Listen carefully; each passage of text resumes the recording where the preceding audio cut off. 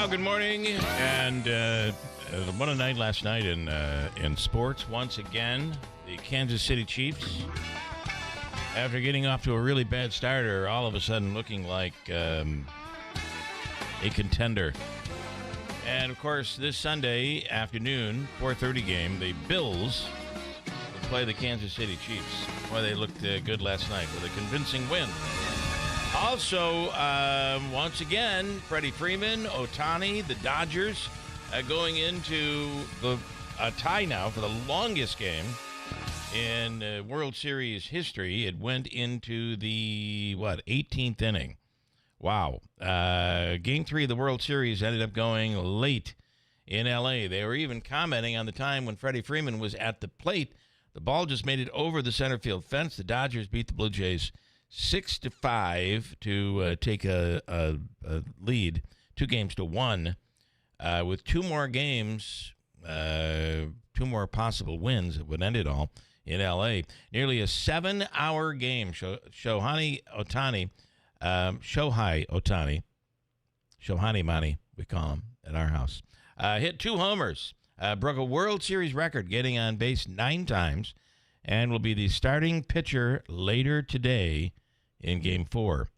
The Dodgers lead the series now 2-1. Last night's game tied for going 18 innings when the Red Sox were in the series with the Dodgers back in 2018. Boston won that game, and the record is still held for the longest time of game, 7 hours and 20 minutes. Last night's game was about 7 hours long, almost 7 hours long. And if I can, always a wonder, here's audio from last night. 11:50 in Los Angeles. Can you hear it in the distance?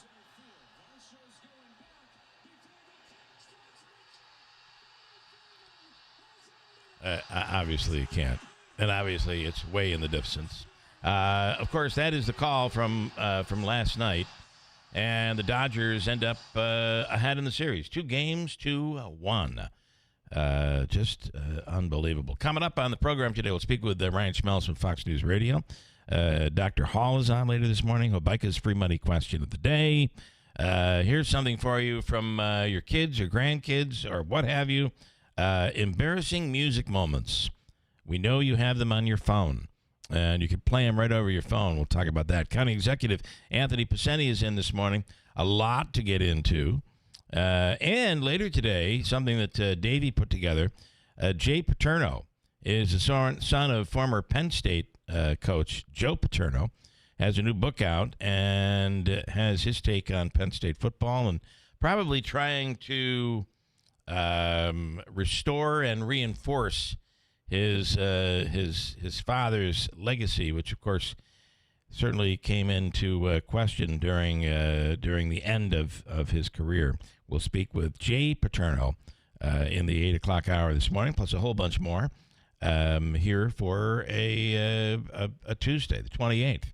Let's see, a couple of interesting ones. Yesterday, another sentencing, another former prison guard sentenced, former New York State corrections officer sentenced on Monday in the fatal beating of an inmate during the early part of last year, or late part of last year.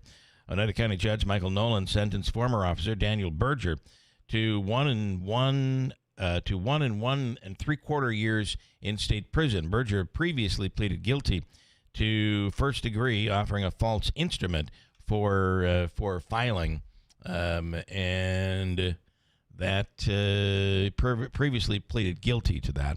And of course, that comes on the heels of the case that hit just the other day, where 2 of the COs were found to be not guilty. A series of corrections officers accused of delivering multiple beatings to inmate Messiah Nantwi on March 1st at Midstate Correctional Facility here in Marcy. Davey, is that you? Yes, it is. How are you? Good morning. Listen, as I'll transition here, Davey's out on the road doing. Are you successful out on the road or what? Yes, I'm successful on the road. I'm on my way back. Okay, so I did want your take on the Kansas City Chiefs. Did you watch that last night? Yeah, they look dominant, and I hope the Bills better have an A game and carry over from the Carolina Panthers on Sunday. Yeah, because they're looking, listen, they started out pretty rough. Everybody was discounting them, and right now they look pretty darn good.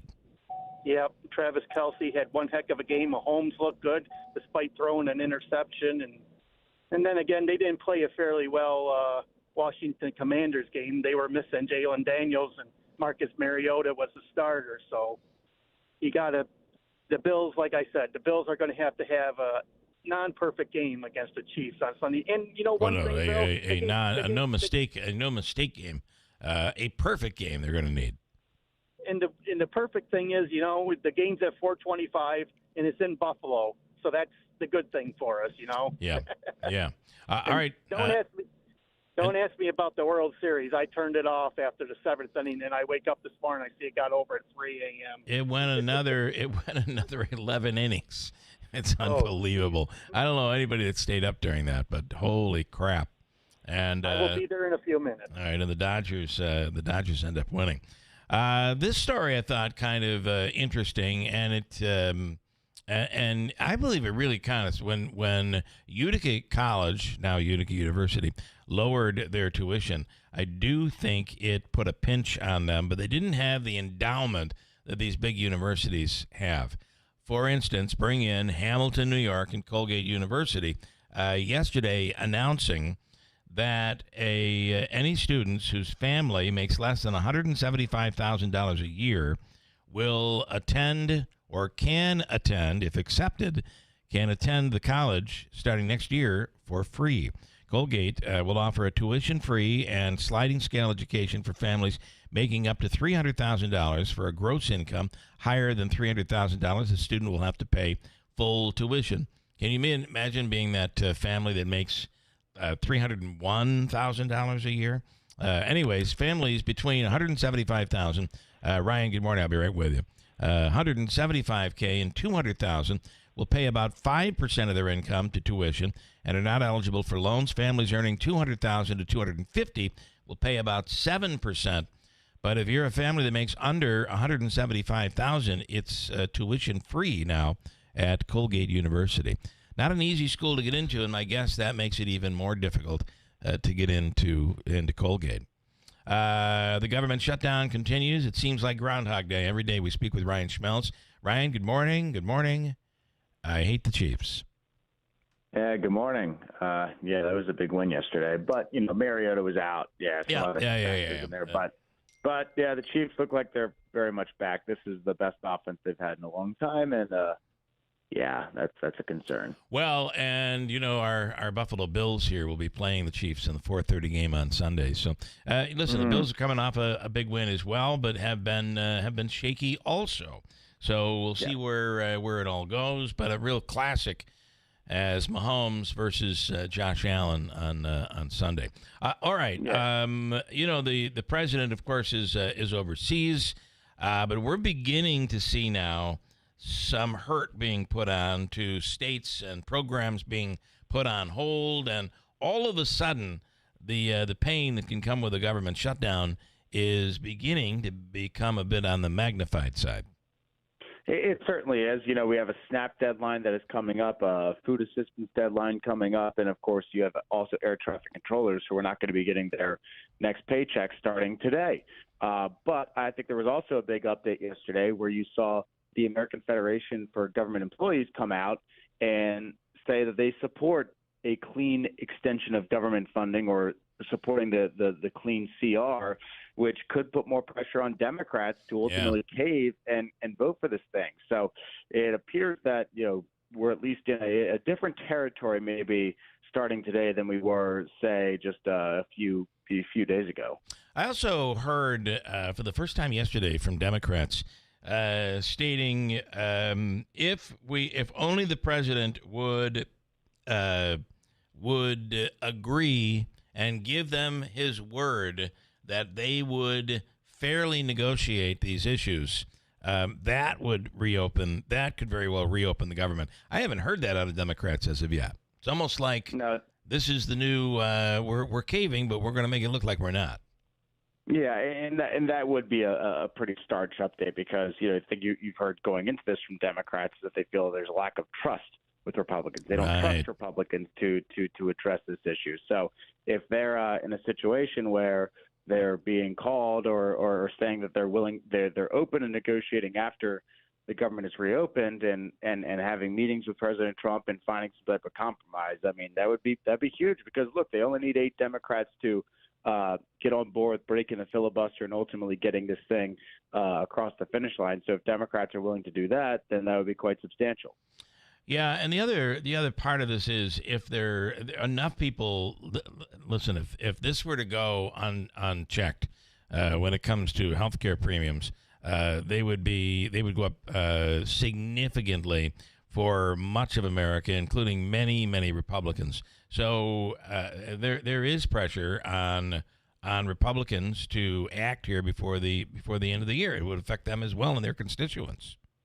Yeah, and there were also, in Democrats also, I think and Republicans got, I think, ammunition last week from 2 separate instances. Number one is the interview with Chad Pergram, where Catherine Clark, the number 2 House Democrat, pretty much said that people were going to suffer, but this is one of the few leverage points that Democrats have.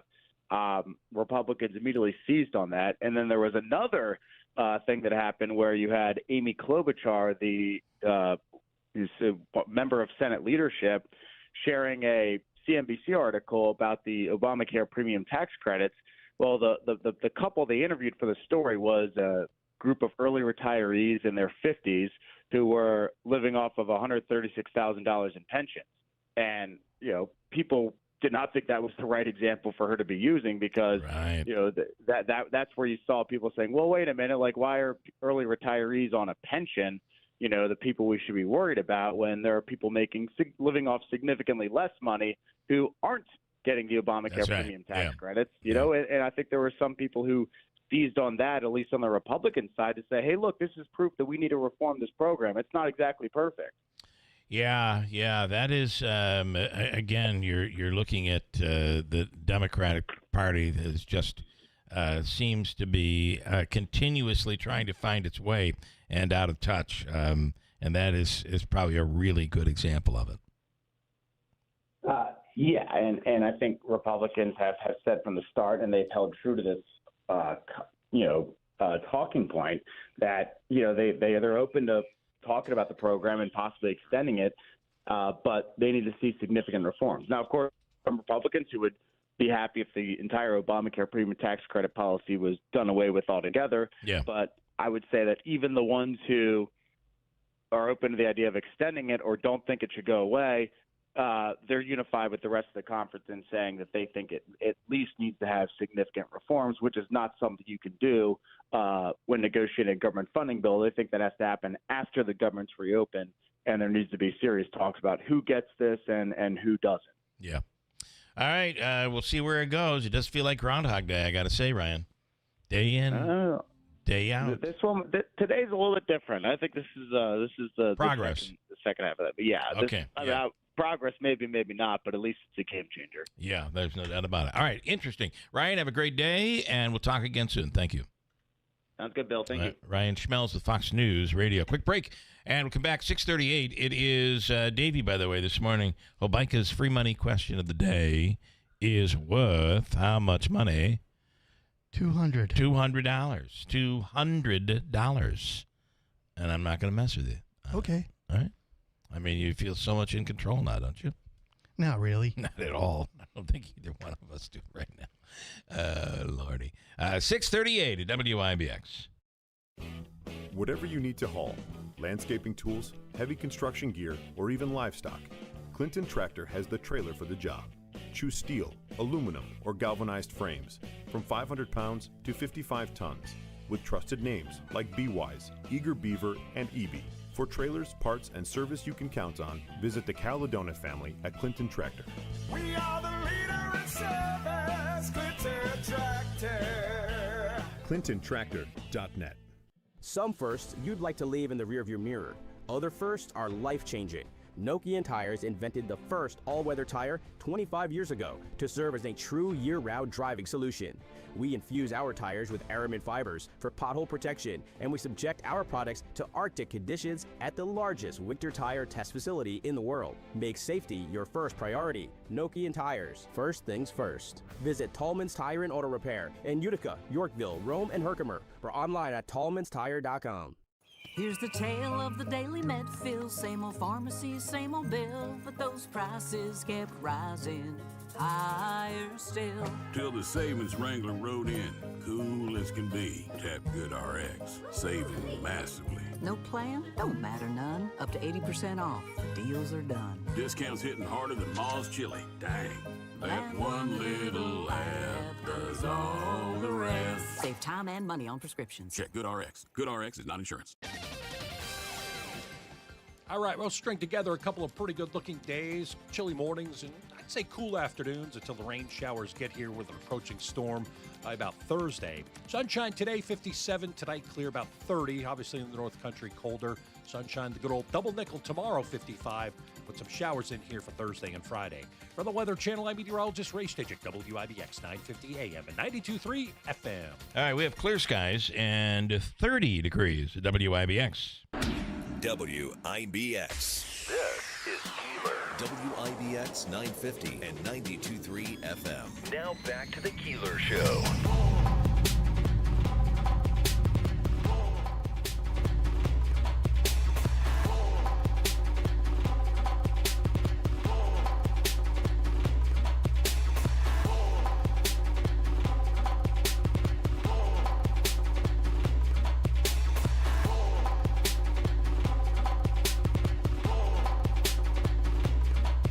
Trying to play this.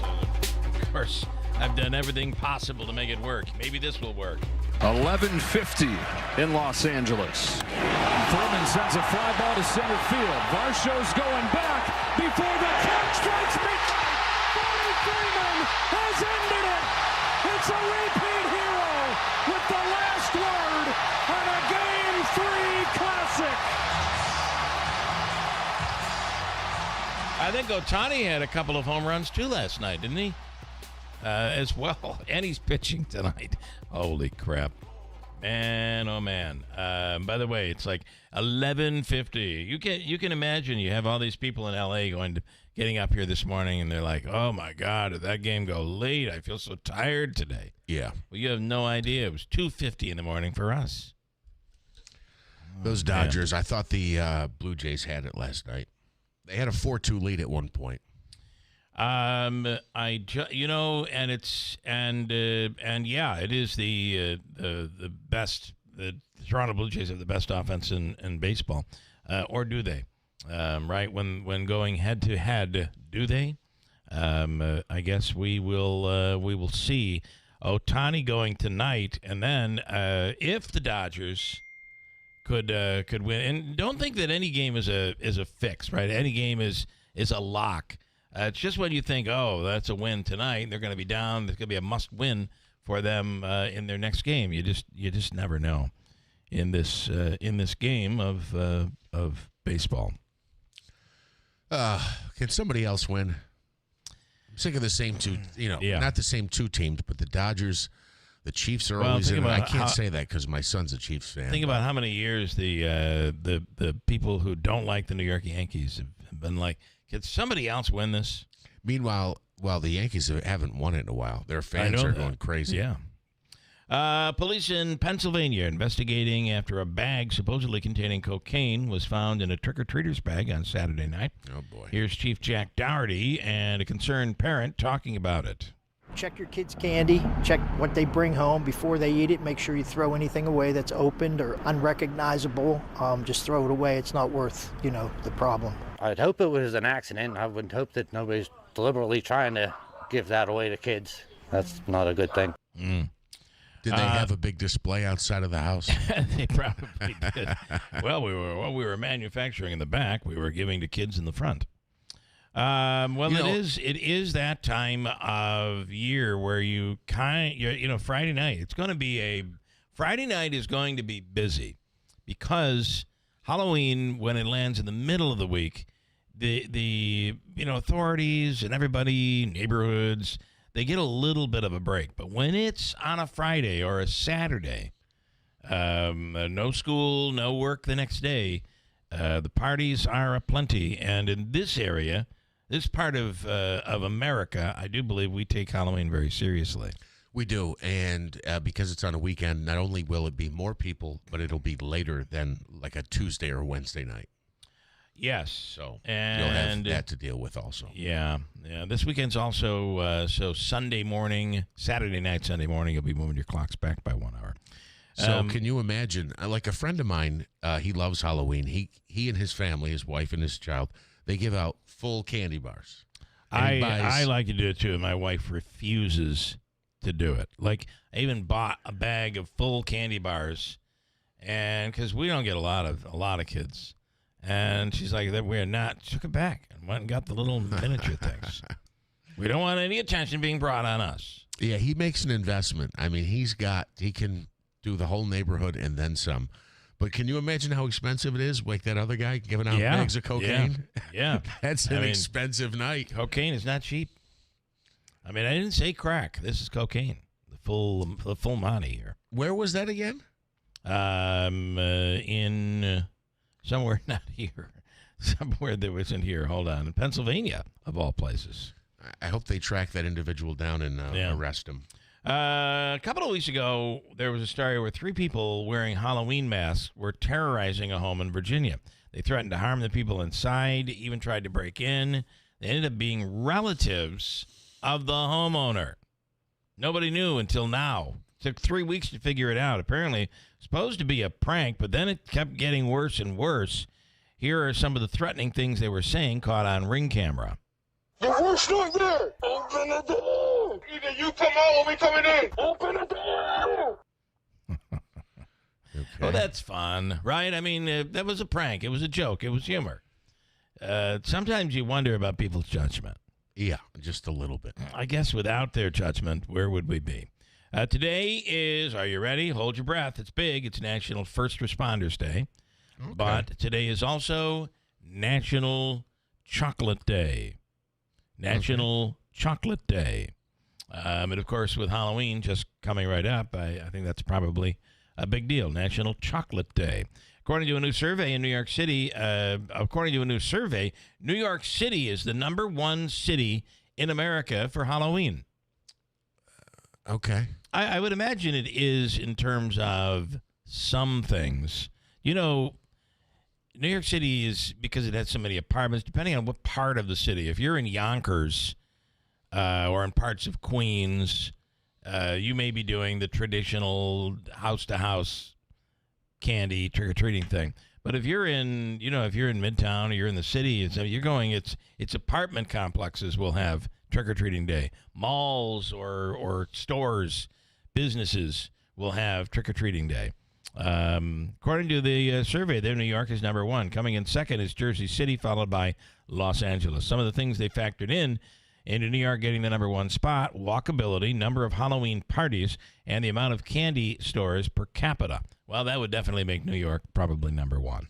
Also, most likely to see somebody dressed in a Halloween costume when it's not Halloween. That's right. I love your costume. This isn't a costume. Modern-day Bonnie and Clyde in Arizona accused of not only breaking into a restaurant, but stealing money and engaging in sexual activities as well. The owner of the restaurant posted videos of the suspects on social media to help them find them. Here's actual audio. I'm Miss Bonnie Parker, and this here's Mr. Clyde Barrow. We rob banks. Yeah. I think it's official audio. Maybe not. Maybe not after all. Good news, bad news for the Stray Cats. They released a new single called Stampede on Friday. They were supposed to kick off a new tour, but Brian Setzer posted that they had to cancel their first 2 shows over the weekend due to, this is what happens when you get older, due to one of our members came down with a serious illness. You want to hear a little bit of the song? Yeah. This is the Stray Cats and their new song called Stampede. So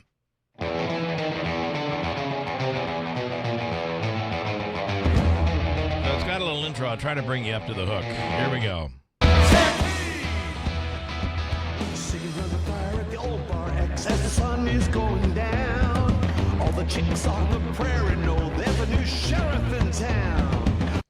I don't know who's going to play that today and this day and age of radio. Maybe like a light hits type, like an adult top 40 station, maybe like adult hits. I don't know. Otherwise, it's not being played on pop radio, right? No, and do they hit radio? Adult top 40 play new music? Yes. Oh yeah. Well, that's why they call it adult top 40. There's actually a chart that's Billboard chart. Okay. The new songs. You know, stuff like all that stuff that you know. It's the stuff you know. It's the new songs that you know. If you know a new song, I can almost guarantee you it's on the Hot 100 pop charts, but it's also most home on the adult top 40. Okay. I try to think of examples, but I can't off the top of my head right now. But I will. I will give you some examples. The over 40 top 40. So it is, it's stuff that you hear on, and again, some of it is recurrent, as we call it in the industry. But let me just search right now to give you a bit of an idea. Search for adult. This will give you an idea. Top. You know what a good example is? It's what Light plays. Right. I guess that's adult. That's adult top 40. Now those are songs that have a different mix with more of a poppy sound that plays on like the hit stations, the top 40 stations. Okay. But Ed Sheeran is an example. Adele, and Bruno Mars. You know, that sort of stuff is considered adult top 40. And what you just played falls into that genre? No, I didn't say that. What I said is, I don't know where that falls in. Right. That's where what does I mean. that fall in? Does it fall into adult top 40? I mean, would it fit in an Ed Sheeran, a station that plays Ed Sheeran? I mean, I don't know. Does it fit here? For me, I don't know. Darling, just die. I don't know. I don't know that it fits in. Where does it fit?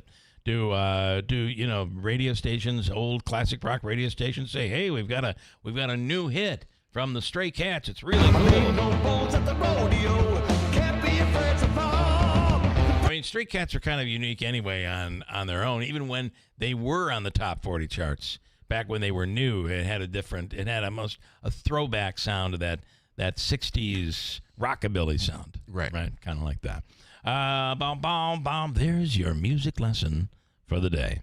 I don't know if it's a lesson by any means, but the Ed Sheeran thing, and I also think adult top 40 gets a lot of the country crossover stuff. Things that you hear also on the pop, the kind of poppy versions of the country songs. I could see that. An 8th grader in California named Kevin Tang was just named America's top young scientist in 2025 for an invention inspired by his grandmother. It's called Fall Guard. I saw this the other day. This kid invented this, and he invented it for his family, and they use it. It uses cameras and AI to detect if someone falls and needs help to get up. I've fallen, and I can't get up. Well, now you can. Do you remember that lifeguard? I do. Is what they used to call that. The title comes with a $25,000 grand prize. And here is the young scientist talking about his invention. 5 years ago, my grandma fell in this kitchen. But by the time we noticed and called 911, it was already too late, which left her with permanent brain damages. Oh. That's why I invented Fall Guard, which is a real-time fall detection system. Once a fall is detected, a notification is sent immediately to a family member through email. I am also developing a mobile app with a real-time push notifications. My goal is to integrate directly with 911 or emergency service providers, ensuring fast responses and help. The only thing that bothers me about this is, okay, you've got the lifeguard, which is a device you can put on you, and when somebody falls, it alerts these guys at a call center. Right. And, hello, Mrs. Jones, are you okay? Have you fallen, and can you not get up? I've fallen. And I can't get up. Yeah. So you're drawing off that technology, but your Apple Watch, any of these devices, if you're wearing an Apple Watch and you fall, it will come up and say, have you fallen? It looks like you've taken a hard fall. Right. And if you do not respond, it calls 911 for you and will notify your emergency contacts. I don't know how this is any different. I agree. When you first started describing this, there is technology out there, for instance, and it's very similar, that if you fall or if you're like on a motorcycle and you get ejected from your bike, it's essentially like Life 360 is a good example. It's like a pair of pants that inflates. You know what I'm saying? There's stuff out there. So when you fall, so almost like clothing that's an airbag. Exactly. So if you're falling, it sounds like this person in the video, the grandparent fell and hit their head, and the child said that they sustained permanent mental damages. Well, the damage was caused because it took a long time for somebody to realize that she had fallen. Well, and she was found, and there was brain damage done. That's what the kid is saying. Okay, so I thought this was a device that protected you from hitting your head. No. If this is a device that you fall over and then they send an email, that's not that big of a deal. They would not send an email. They would actually contact with either a live or recorded message. 911 would automatically be contacted, and they would know your GPS. But that already exists with your Apple Watch, I think, and with other devices as well. Life 360 is an app that it will notify you if there's been an accident. Your emergency contacts will be called by a live operator. Anyway, the kid won $25,000 from this, so there's got to be something. I'm so disappointed unique about it. Yeah. I wouldn't lose any sleep over it though. I'd let it go. Well, the way it sounded at first, I thought this was a great invention. I know. It just seems to me like a modification of an invention that is already there. They're literally parachute pants that will save you from being harmed. That is true. For instance, I remember when I fell into, I was using a cordless leaf blower, and I stepped off into the pool. Oh. I was going around the pool, and you don't want to blow the leaves in, so you're kind of leaning in a little bit and bringing it, and I stepped off in. Number one, that lithium battery, if there was a leak in that, it would have exploded. I did feel a slight little shock, a tinge, when I went into the water. It was a pretty hard hit, but my watch, I came out of the water, and my watch said, it looks like you've made a fall. Should we call 911? And I, said no, but I did fall. It was a pretty hard hit. Nonetheless, that technology already exists. Yeah. So maybe he's just kind of modified it. More and more people are beginning to play with AI music programs and making covers of famous songs as different genres. So what if glam metal, a glam metal band, did the Glenn Campbell song Rhinestone Cowboy? I found this yesterday and thought it would be worth just, this is what they say it would sound like. Here is audio.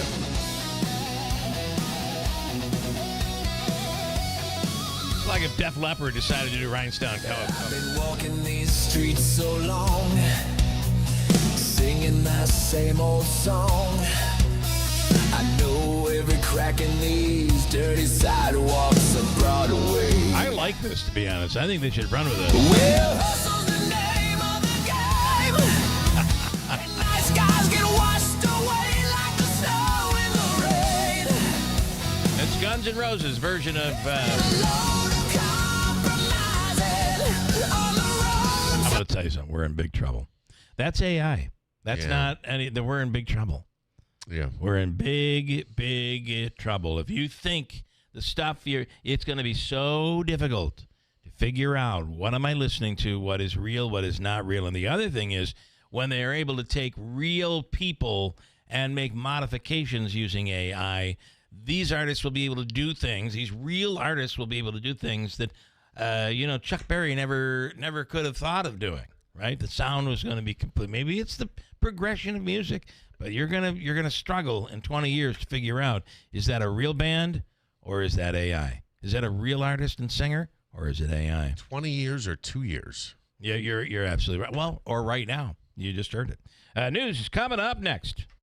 We are here with Tom Giglio from Script Stop Pharmacy, Oriskany Boulevard in Whitesboro, our industry ace. What sets you apart from other pharmacies? Script Stop Pharmacy, 131 Oriskany Boulevard in Whitesboro, New York. We're changing the game. We're a locally owned pharmacy, and we'll treat you like family. With fast, friendly service, no-wait immunizations, and automatic refills, we ensure that you never miss a dose. Pick up the phone and give us a call at 315-790-5300, and you won't have to sit on hold with an automated answering system. You'll be able to actually reach out to a person. You won't have to wait in a long line only to find out that your prescription isn't ready or is not in stock. We offer a wide range of services, including text message alerts when your prescriptions are ready. We have an app that you can manage your medications in, and we offer free delivery across all of Oneida County. And with 75 years of combined pharmacist experience, we're here to serve you quickly, reliably, and with a smile. Need a script? Make the stop, or just call Script Stop. From the Stanley Theater Studios, WIBX Utica, Rome,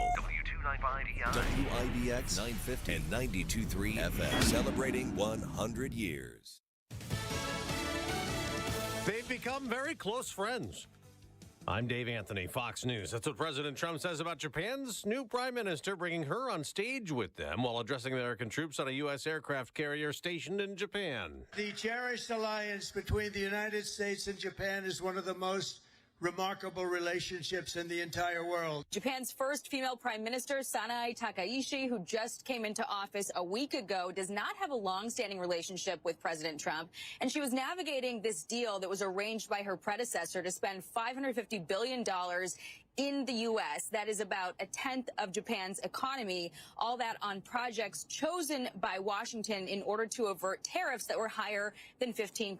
That's Fox's Jackie Heinrich in Tokyo, where the president is now meeting with business leaders. The two leaders signed a framework agreement pledging to ramp up mining and processing of rare earth minerals to jointly strengthen supply chains, with China controlling the vast majority of the world's supply. Now, the president will meet with China's leader on the next stop at the Trump Asia trip in South Korea. Hurricane Melissa will batter Jamaica this morning, a Category 5, the strongest ever to hit the island with 175-mile-an-hour winds. 2 to 3 feet of precipitation in some areas at the higher altitudes, maybe even 4 feet of rain will create mudslides, rock slides, degradation of roads, and power outages will be widespread. That's Fox Weather's Robert Ray in Kingston. Big job cuts coming at Amazon. The company told workers in an email 14,000 jobs will be lost. At baseball's World Series, Game 3 lasted as long as 2 games. Furman sends a fly ball to center field. Varsho's going back before the catch strikes midnight. Freddie Freeman's walk-off home run in the bottom of the 18th inning won it for the defending champion Dodgers, beating the Blue Jays 6-5 on Fox, giving L.A. a 2-1 series lead over Toronto. And after playing for 6 hours, 39 minutes, they'll play again tonight. America's listening to Fox News. Living with everyday pain is like having a voice that always says, no, you can't do that. No, you better sit this one out. It's no way to live. So if pain is affecting you, see how Relief Factor can help get you back to life on your terms. One where you say yes a lot more. Relief Factor is a daily supplement that fights pain naturally. Developed by doctors, Relief Factor's unique formula of natural ingredients does not just mask pain, it helps reduce or eliminate it for good.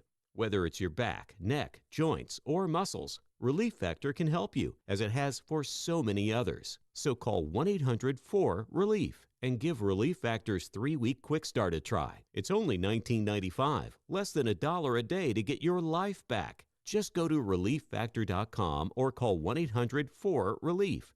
That's 1-800-4-RELIEF. And see how you can say yes to more of everything you want. There is a leadership shakeup at Immigration and Customs Enforcement, carrying out the Trump deportation agenda with a focus on getting more people here illegally out of the country. One of those most infamous immigrants who was deported already, then returned, may be sent away again this week. Federal prosecutors say the government is ready to deport Kilmar Abrego Garcia to the African nation of Liberia as soon as Friday. That would require a federal judge to lift her order currently preventing Abrego Garcia's deportation. Abrego Garcia, who was living illegally in the U.S., was mistakenly deported to El Salvador earlier this year. He was returned to the U.S. in June, but has since been charged with human trafficking. The Trump administration also alleges Abrego Garcia is a member of the MS-13 gang. A Justice Department prosecutor suggested to the judge criminal charges would be dropped in favor of deportation. Jared Halpern, Fox News. It is day 28 of the government shutdown. A vote is expected again in the Senate today, but it also may fail to end the stalemate between Republicans and Democrats over funding.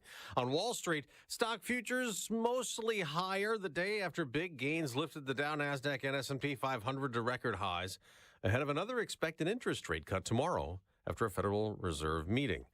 Week 8 of the NFL season's in the books. Kansas City beat the Commanders 28-7 on Monday Night Football, with quarterback Patrick Mahomes throwing for 3 touchdowns. 2nd and 6.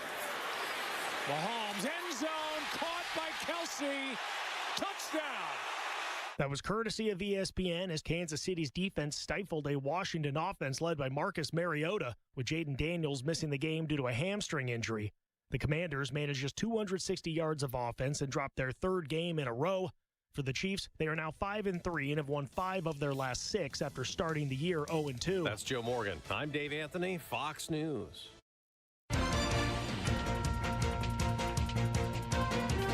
We have mostly clear skies, 30 degrees. Good morning. I'm Jeff Manaski, WIBX 950 AM, 92.3 FM News Time is 7:05. This news update brought to you by the new destination Kia of Utica on Commercial Drive in Yorkville. A former prison guard at Mid-State Correctional Facility is now understanding how much time he'll spend behind bars. Yesterday, a judge sentenced Daniel Berger to serve up to 4 years in prison in connection with the fatal beating of inmate Messiah Nantwi back in March.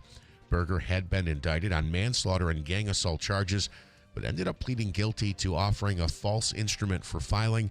Berger was one of 10 officers indicted in connection with that crime. Meanwhile, an investigation underway after an inmate at Marcy Correctional Facility was found unresponsive and later pronounced dead. Police say the 48-year-old was discovered at around 4:30 in the morning on Friday and immediately taken to Wynn Hospital, where he was pronounced dead. Authorities say there are no signs of foul play. The investigation into that incident is ongoing. Utica police investigating 2 shots fired incidents that occurred over the weekend. One of them involved several shots fired on the 900 block of Blandina Street. Police say a total of 22 spent shell casings were found during their investigation. And then on the 26th, police responded to shots fired on Dudley Ave. Upon arriving, the officers located 2 spent shell casings and noticed an open door leading to the basement of a home. Inside that home, they did find a 9mm handgun on top of a dryer in the basement with rounds matching the type of casings found outside.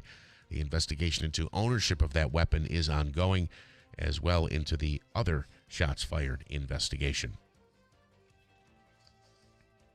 A Central New York college doing its part to make the cost of higher education more affordable, and in this case, actually free. Starting next year, Colgate University in Hamilton will allow students whose families make less than $175,000 a year to attend for free. Tuition for the current school year is about $73,000, but that does not include the cost of other expenses like room and board. The school president says the move will open the door to more world-class university students around the globe. WIBX 950 AM, 92.3 FM News Time. Coming up on 7:08. Your forecast is brought to you by John's Mobile Home Parts and Accessories in Oriskany Falls. For all of your mobile home needs, it's worth the trip. Visit johnsmobilehomeparts.com for more information. All right, we'll string together a couple of pretty good-looking days, chilly mornings, and I'd say cool afternoons until the rain showers get here with an approaching storm by about Thursday. Sunshine today, 57. Tonight, clear about 30. Obviously, in the North Country, colder. Sunshine, the good old double nickel tomorrow, 55, with some showers in here for Thursday and Friday. For the Weather Channel, I'm meteorologist Ray Stidget, WIBX 950 AM and 92.3 FM. Right now, clear skies and 30 at 7:08. But from the IBEW Sports Desk, the Dodgers take a 2-1 series lead over the Toronto Blue Jays. Freddie Freeman with a game-winning walk-off home run in the bottom of the 18th to win it 6-5 for LA in Game 3. Freeman finished the game, was tied for the longest World Series game in history. He was 2 for 7 with 2 RBIs. Game 4 is tonight in Los Angeles. The NFL Week 8 wrapped up last night. Not much of an exciting game. Kansas City beats Washington 28-7. Thursday Night Football kicks off Week 9 already into the season. Carson Wentz 2025 season is over. The team announcing the quarterback will undergo season-ending surgery on his shoulder later this week. The Giants received some good news yesterday. Head coach Brian Daboll saying that all went well for running back Cam Scadaboo's surgery on his dislocated ankle. Oh, that video is unwatchable of his dislocated ankle. The surgery was considered an emergency medical situation because it involved an open dislocation. Scadaboo has been discharged from the hospital and will begin rehab immediately. No timetable has yet been given for his return. And the Jets are taking things one day at a time after winning their first game of the season. Head coach Aaron Glenn says he'll wait until after the team's bye week to announce a starting quarterback for Week 10. The Jets are currently at 1-7. Richard this morning, I watched the whole baseball game last night, ending at 3 a.m. Wow. Then I got up. Okay. Did you know in Vegas, the Kansas City Chiefs are the big favorite to win the Super Bowl? This is probably the best team the Chiefs have ever had now that they are healthy. That's Richard? Yes. Now, my son's happy to hear that. Well, listen, let me give you the real facts. This is Vegas. It is correct. He is correct that right now. So let's say the Bills win on Sunday night. This line's going to move completely. Vegas will completely change their numbers.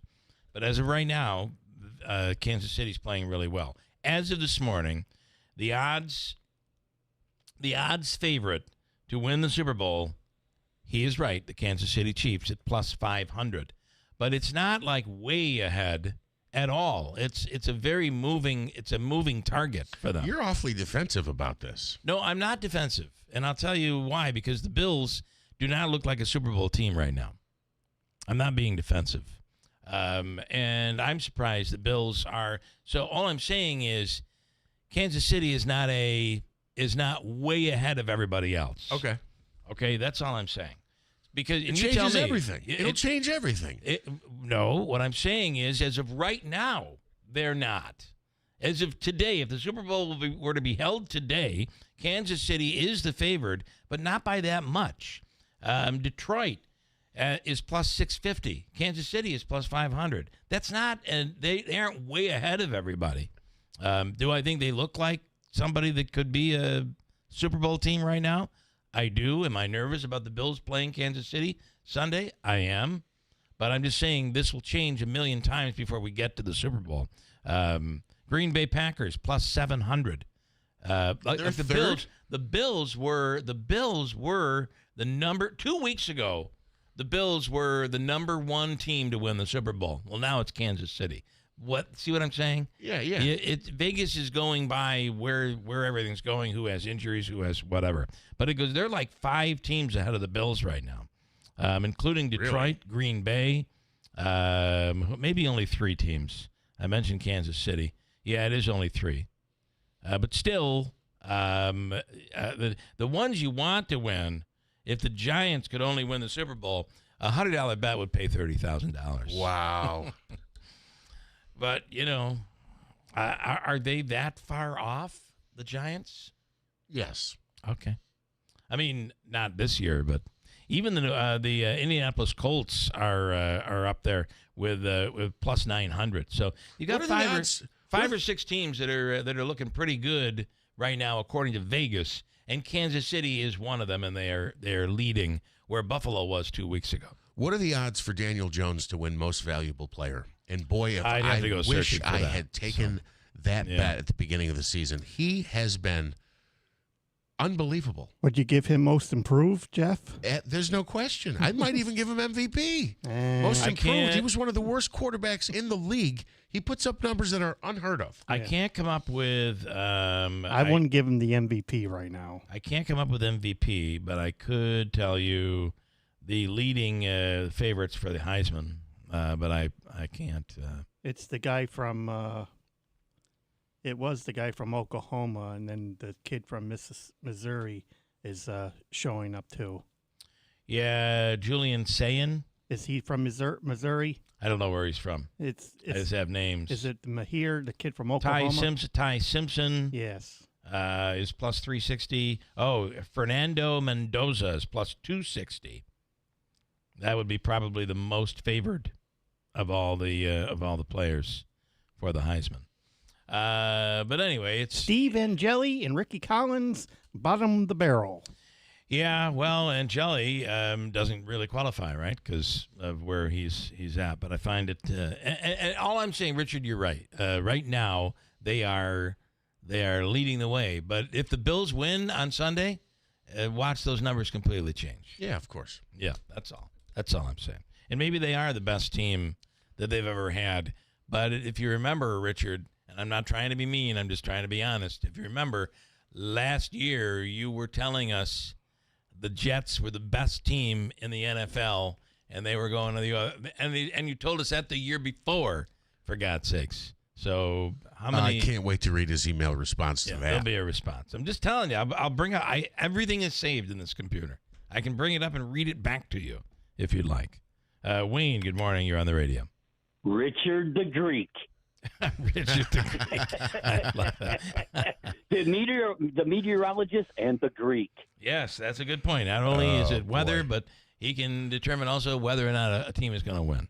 So he can tell you if there's going to be 2 inches of snow or 2 inches of rain. So he's spot on. Mm-hmm. All right. He's predicting when Delta's going to be, back to full level again, and Hinckley's going to be up, right back to the level again. Well, you kind of wonder when that's going to happen, right? I'll have to ask. Or not. Or not. I'll have to ask. All right. Did you guys see? I didn't know if it was AI or if it was real. Isn't that amazing? We have to worry about that now. Yeah. What's his name? Aaron Rodgers. He was complaining about Love never being as great as him as a Green Bay quarterback, and that the Green Bay fans will never like him. Look it up and see if it's real. Okay. Where did you see it? I find that odd because I seen it on Facebook. Yeah, it makes me think it's not real. I do find it odd because he was just talking all, really nice, normal things to the Packers about how he'd like to retire there. Right. And I can't imagine him coming out and criticizing. Just watch it and you tell me. But it was on Facebook, and he was complaining about the uniforms being horrible, and then being even more worse than ever that they wore ones that looked like bumblebees, and then the next ones, I forget what he called them, but he said they were even worse than the first one. Well, you never know. He gets on those podcasts, and you never know what he's going to say. So yeah, I don't know. I don't know what it is, but tell me if it's real or not. Okay, we'll look. Okay, from what I can see, it's not real. But Wayne, I have another. Again, these headlines are just ridiculous. Mike's caught Aaron Rodgers' 2-word message to Jordan Love after the Packers beat the Steelers. You know what that 2-word message was? I think it was good luck. Good luck. Or good game. Good but game. they make it sound Probably so dramatic, game, right? I know, it's so stupid. He had a 2-word message for him when the two met after the game. What did he say? Hey, man, good game. Good game. Wow, that was his 2-word message. Well, he's high. He's high as high could be. Yeah, you may be he did right. The eye drops that Jeff did. That's that right. stuff that burned you. Those eye drops. I was telling somebody about that the other day. When Tucker came in with those eye drops. Was so naive, had no idea. All that right, was Wayne, coming. thank you, man. I'm ready for you if you need me today, Wayne. You let me know. Yep. Okay. Okay, All right, I'll cool. see you. Thank Bye-bye. you. Depending on Mike says, depending on what street you walk down in New York, every day in New York City is Halloween. Yeah, that's what I'm saying. Could be true. Most likely to find somebody in costume when it's not Halloween. I see the gummies are rising in popularity for giving away this Halloween because of the rise in chocolate prices. Prepare for drug gummy issues and possibility of RFK complaining about artificial dye in the gummies. Expect that to come soon. Okay. Well, it very well could. 75-foot tree to be cut down. It'll happen on November 6th in East Greenbush outside Albany. What is going on there? It is the Rockefeller Center tree, the Christmas tree. They will cut it down, and then it will be illuminated December 3rd during a live on NBC Christmas in Rockefeller Center broadcast. The owners of the property where the tree say the tree is I'll get through this. The tree has been donated, and it's been there for about 75 years. Wow. Those pine trees or Christmas whatever type pine trees, they grow pretty fast. And if a tree's been there for 75 years, it can be pretty big. Yeah, absolutely. And it is. They're also in a storm. They can be very brittle and snap. Yeah. So the fact that it's been able to last 75 years is pretty good. Coming up, Dr. Hall, we have some stuff coming there. I thought it was interesting last night. Kid Rock was on Fox News Channel talking about what he's going to do for Halloween. And he asked Jesse Waters, and Jesse Waters said, I'm going to do, A, B, and C with my kids and stuff. And he said, ask me what I'm going to be. So clearly there's a setup here. Yeah. And by the way, Kid Rock, I'm not sure anybody really cares about any of these celebrities and their opinions on not just politics, I guess, but on medicine. That's where he's going, and why I'm talking about this with Dr. Hall coming up. But he's going as he used the R word. So as in mentally challenged. Yeah. Oh, gotcha. So it's one of those words that is it a word that'll get you fired today? But I got to tell you something. It could for sure, yeah. For me, I know too many families with parents who have children who have a disability, and out of simple respect for them, I would not use that word personally. But he used it and saying that Anthony Fauci put a mask on because he's still talking about masks, still upset over the mask mandate. And he put the mask on and said, I'm an R word, a.k.a. Anthony Fauci. So, but that's on Fox News Channel last night. And apparently that's okay. But if you're a parent who has a kid with developmental issues, I think you're offended by that. I don't think it's a word that's A-okay today. Right. And is there anything wrong with not using a word because it makes someone feel bad or feel uncomfortable? Is that terrible? Are you caving in? Have you become woke if you decide I'm not going to do something because I don't want to hurt someone? Is that woke? No. Okay. I'm Kid Rock. So that's my impression. It really was not good. His costume, that's what he described today. He's wearing him. I mean, he's not really, but it was his joke. He put a mask on. Okay. That was his joke. Anyway, we'll speak with Dr. Hall about that. And hold on tight. We'll do Hope Ike's free money question. It's worth $200. And this morning, we will do I think it's been a while. And I got to tell you something. This is not going to mean message in. Okay? This means dial the phone and talk about maybe there's somebody you want elected. Maybe there's somebody you feel should not be elected. For instance, I have Lance here. On another note, listen to that debate again from last week. It seems, though, Sermonaro is a mouthpiece for Galimi. I don't know if Frank is the answer, but Sermonaro is a mouthpiece for Galimi. Okay, if that's what you want to say, dial it up. We're going to do a sound off. A sneeze coming. I'm sorry. A sound off, Davey, where you dial up. This is a unique concept. Today, nobody does it. Today, it's like I'll get my opinion across by messaging you, sending in a message through YouTube or through the app, trolling, and I'll use a different name, not my voice. Here, you get a chance to use your real voice, and somewhere I would love it. And maybe we don't even know. Maybe he uses Bob or maybe Tom, but somewhere in this list of people who call in, I would love Lance and Lee to call in with an opinion. And he doesn't even have to say, hi, it's Lance from Lee. He could say, I'm Tom from Tuckerville. Or use his real name. Or use your real name. It wouldn't matter. But just for us to know that in this series of phone calls that we do with our sound off, which will be right after the free money question of the day, and you can say whatever you want. Obviously, there could be things that we may dump. However, you can say whatever you want. You can endorse whatever you want. You can promote whatever you want. You can advertise a business. You can advertise. Did you see Valley View has opened? And it is impressive. That bar looks spectacular. Have not seen it, but he mentioned the debate, the two candidates were talking about how nice it was. Gonna go soon. Check that out. Anyway, we'll do the sound off coming up at about 7:40 this morning. 315-736-0186. You call in and you give your actual opinion using not your fingers, but your mouth and your vocal cords. I'm excited about it. Dr. Hall is next to WIBX. In life, we're often faced with difficult decisions. When it comes to caring for our loved one, the choice can be overwhelming. But amidst the uncertainties, there is one decision that stands out as an act of profound love and gratitude: choosing hospice care.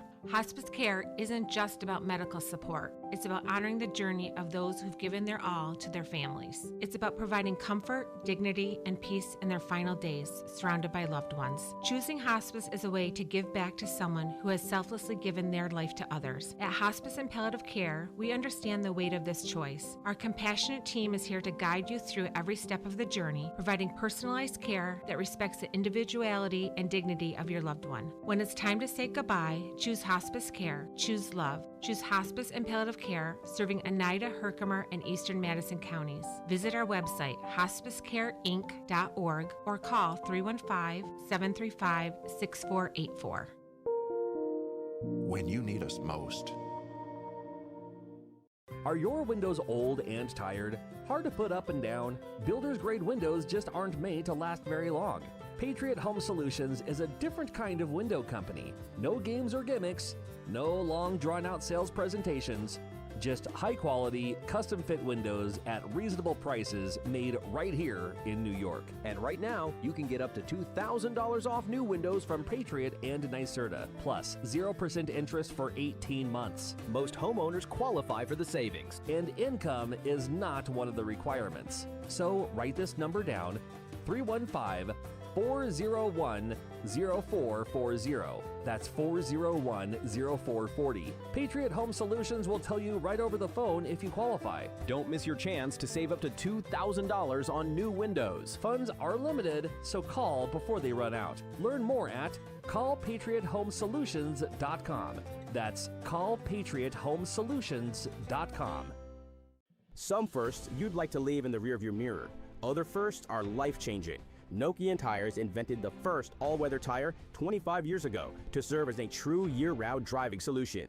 We infuse our tires with aramid fibers for pothole protection, and we subject our products to Arctic conditions at the largest winter tire test facility in the world. Make safety your first priority. Nokian Tires. First things first. Visit Tallman's Tire and Auto Repair in Utica, Yorkville, Rome, and Herkimer, or online at tallmanstire.com. Hey, Central New York, this is Will Kane of The Will Kane Show, and you can now hear my show every weekday at WIBX. I do things a little differently when I'm behind the microphone because I turn it over to the listeners to learn and really dig into the issues that impact everyday Americans. The Will Kane Show lets you keep ahead of the headlines and understand what's really going on in the world with in-depth discussion from leading experts and the brightest minds. From politics to sports, nothing is off topic. Listen to The Will Kane Show weekdays at 6, only on WIBX 950 AM and 92.3 FM. Hey, the Falcon Clinic in Washington Mills, over the course of the last year, has accepted a lot of new patients to the point where they've put that on pause, and they've decided to add to their lineup of physicians. They're adding a new provider. They're in the process of working on that right now. As soon as that is complete, they'll open the doors again and accept new patients. It is the area's premier osteopathic medical clinic, and it just gives you not only the full approach from medicinal approach, where you may need medicine to handle whatever issue it is that you may have, but at the same time, there are things that you can do to lessen the need for medicine, things that you could do to improve your situation, your condition, and that is the osteopathic approach. Why shouldn't you try all of it? And that's what they do at the Falcon Clinic. Call them today, or you can visit them in Washington Mills. They expect to be adding new patients once again. right around the end of the year, which is not far off, hiring a new provider as we speak. It's the Falcon Clinic in Washington Mills. We are here with Tom Giglio from Script Stop Pharmacy, Oriskany Boulevard in Whitesboro, our industry ace. What sets you apart from other pharmacies? Script Stop Pharmacy, 131 Oriskany Boulevard in Whitesboro, New York. We're changing the game. We're a locally owned pharmacy, and we'll treat you like family. With fast, friendly service, no-wait immunizations, and automatic refills, we ensure that you never miss a dose. Pick up the phone and give us a call at 315-790-5300, and you won't have to sit on hold with an automated answering system. You'll be able to actually reach out to a person. You won't have to wait in a long line, only to find out that your prescription isn't ready or is not in stock. We offer a wide range of services, including text message alerts when your prescriptions are ready. We have an app that you can manage your medications in, and we offer free delivery across all of Oneida County. And with 75 years of combined pharmacist experience, we're here to serve you quickly, reliably, and with a smile. Need a script, make the stop, or just call Script Stop. Celebrating 100 years. This is Keeler. WIBX 950 and 92.3 FM. Now back to the Keeler Show.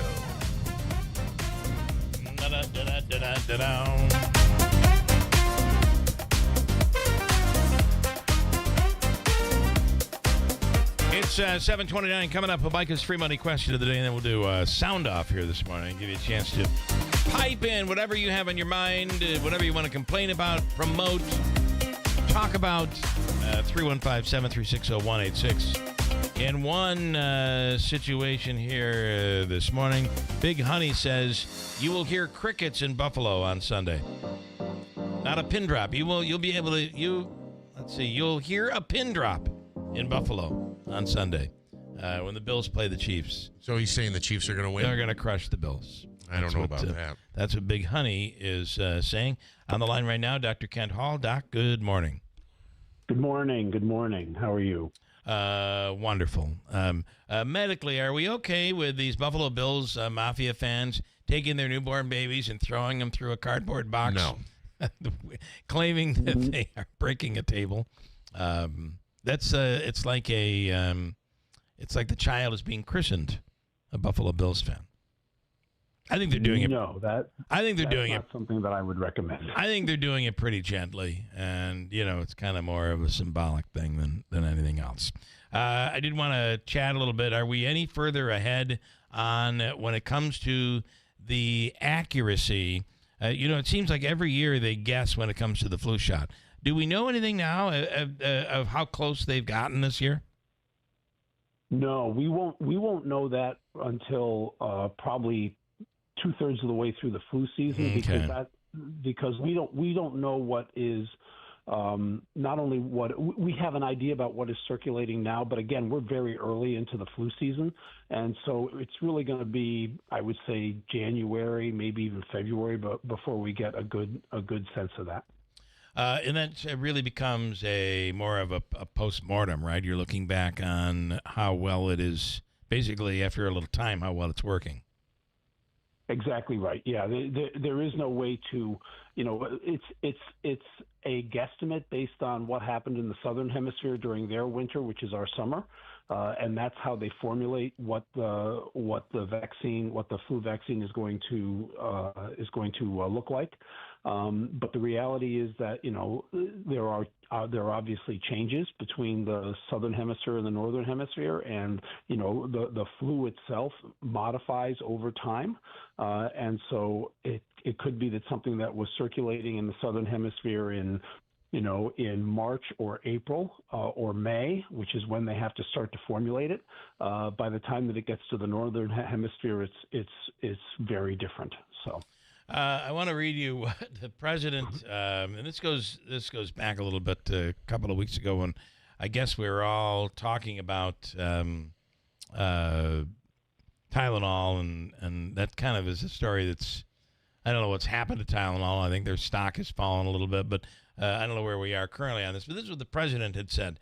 And pregnant women, and then it becomes all caps. This was a Truth Social at about 4:30 in the morning. Over the weekend, I think. Yes, but I think it was actually September 26th.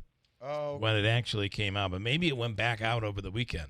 Okay. I heard there was one over the weekend as well. Don't use Tylenol unless absolutely necessary.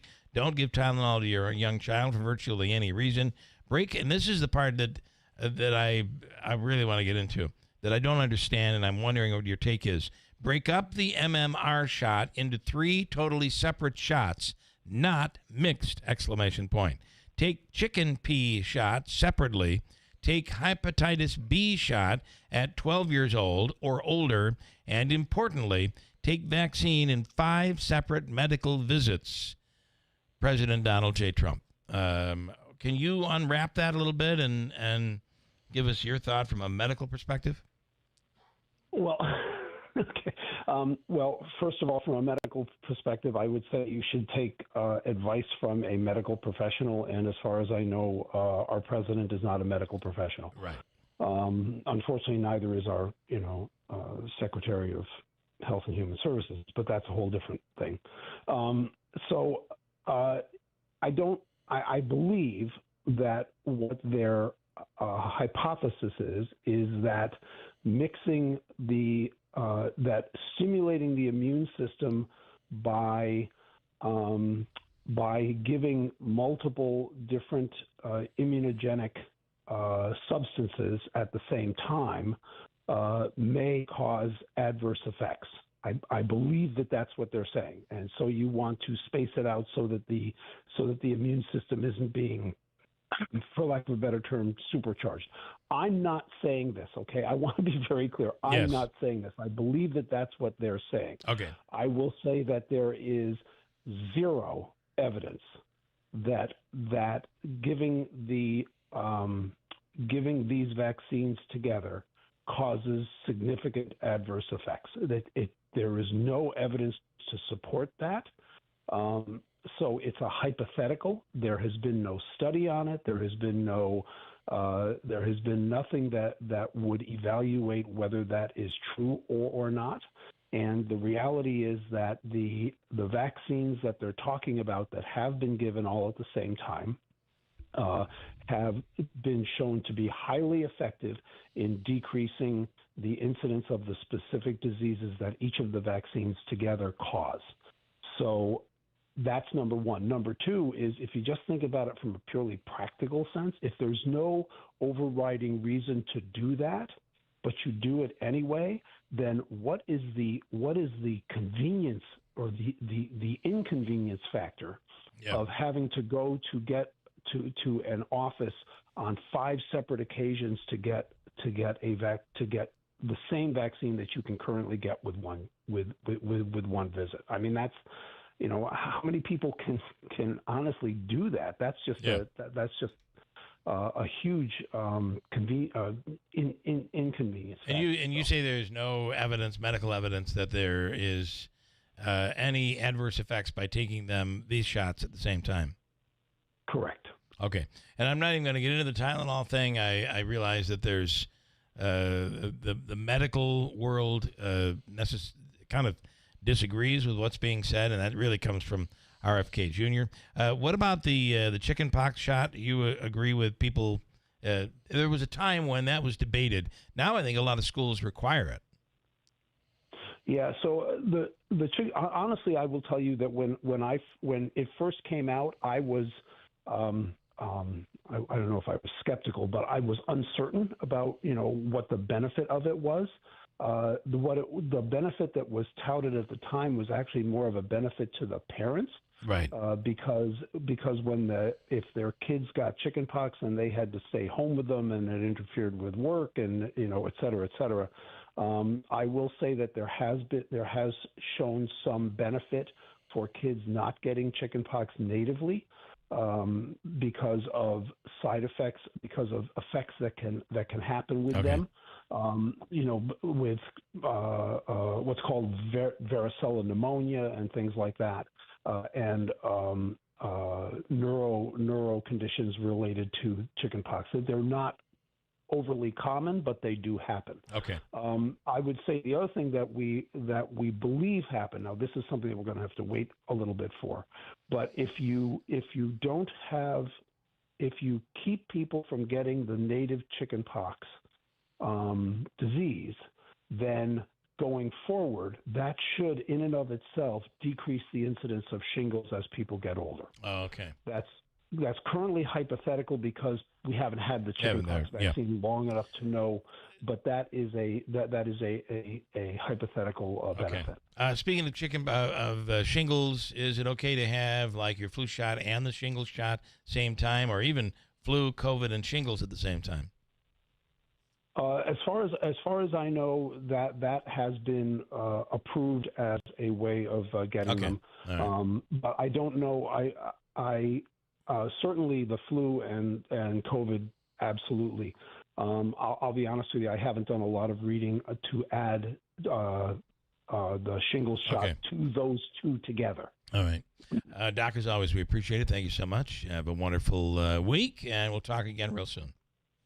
Sounds good. Take care, everybody. Have a great day, and please be safe. All right. You do the same, Dr. Kent Hall. All right, Davey, let's do Habaika's free money question. It's worth $200. Then we'll do... Oh, Wayne, I'm sorry. Wayne had a question. Darn it. I'm sorry, Wayne. I did not see you there.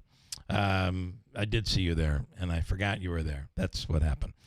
Davey, free money question. It's worth $200 this morning from Habaika, and you're looking for caller number what? Caller 5, Bill. Fifth caller right now. Got a good one on the line. Good question. 315-736-0186. And the category will be, I'll tell you when we get there. But it's a good one. Caller 5 right now. 315-736-0186 at WIBX. It's Cybersecurity Awareness Month. LifeLock is here with tips to help protect your identity. Use strong passwords, set up multi-factor authentication, report scams, and update your software. And for comprehensive identity protection, LifeLock is your best choice. LifeLock alerts you to suspicious uses of your personal information and fixes identity theft, guaranteed, or your money back. Start your protection today with a 30-day free trial at LifeLock.com. Use promo code NEWS. Terms apply. We have clear skies, 29 degrees. Good morning, I'm Jeff Manaski. WIBX 950 AM, 92.3 FM news time is 7:40.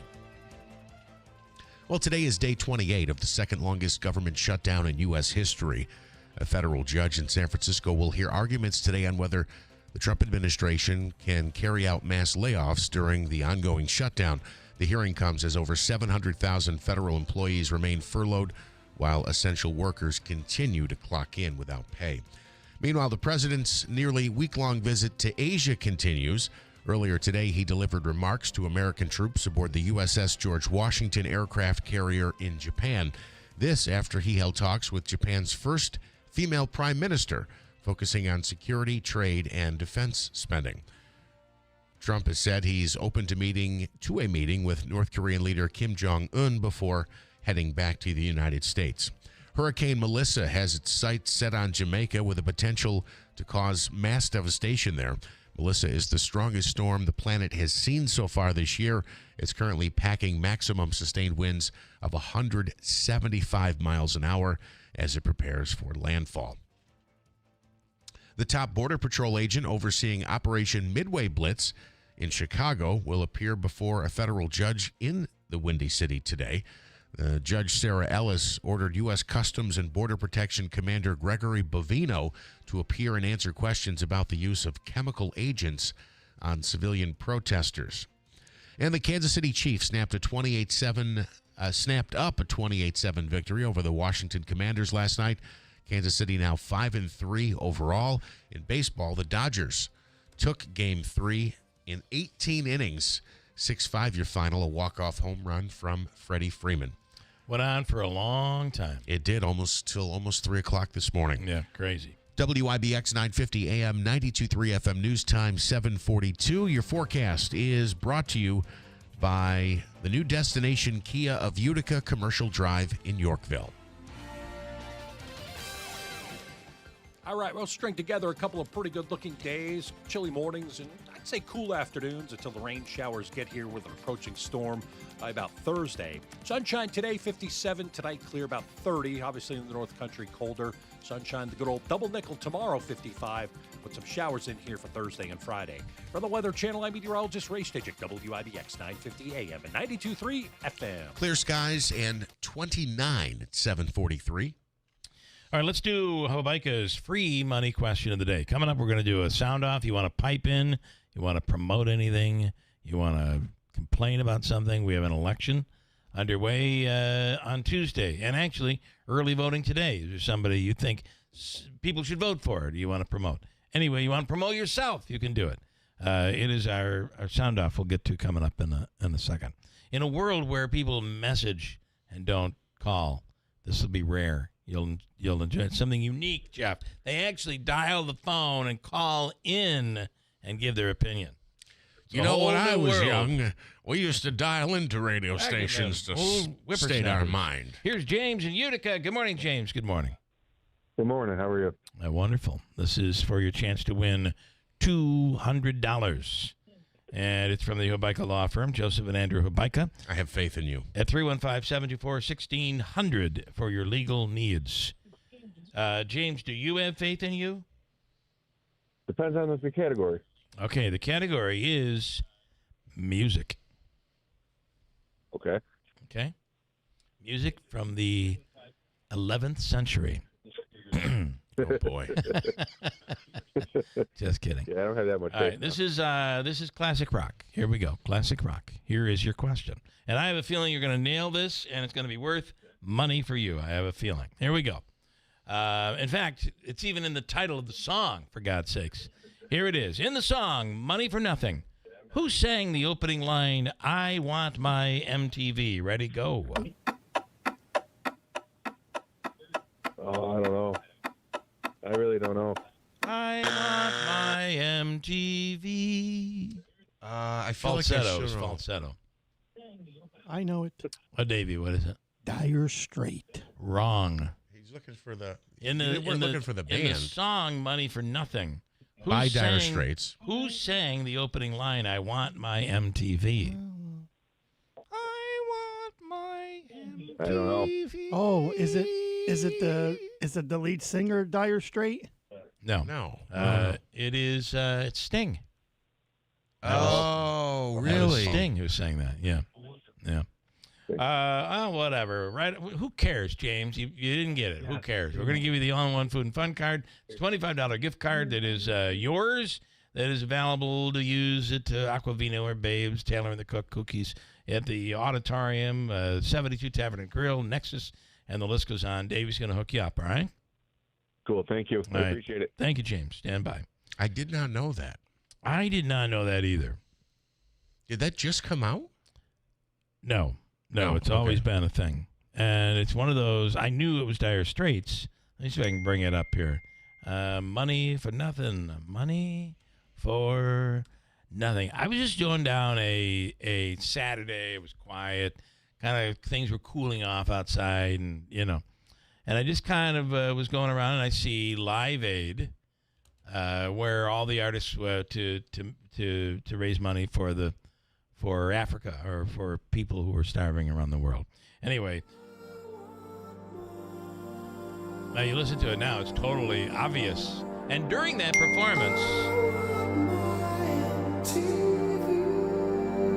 performance, it was Sting that was playing along with them in the live performance. And I'm listening to it, and I'm thinking, God, that sounds like the original. Did he sing the original? Was he singing on the Dire Straits song? And if you look it up, he absolutely was. He sang on the single on the album. I love the this is one of the great. This is going to get us dinged on YouTube. I'm sorry. This is one of the great. You have this open, and then all of a sudden, when the guitar comes in, it makes you want to put the pedal to the metal. It does. There's something about it that makes you want to go. When I used it goes like a minute. When I used to board up games on here, I used to have that on a loop on a cart, and when they do the opening credits, when they did, I would play that in the background. Play that in the background to close out the broadcast. That's good, Davey. Right there. There it is, right there. Yeah. Right there. So anyway, we're doing a sound off. This is you talk about whatever it is you want. You could be Big Honey and Hecla, who's also saying, oh, here we go. Let's wait for this part. And then 315-736-0186. What's on your mind? Call in. Let's hear from you. Here we go. Yeah, right here.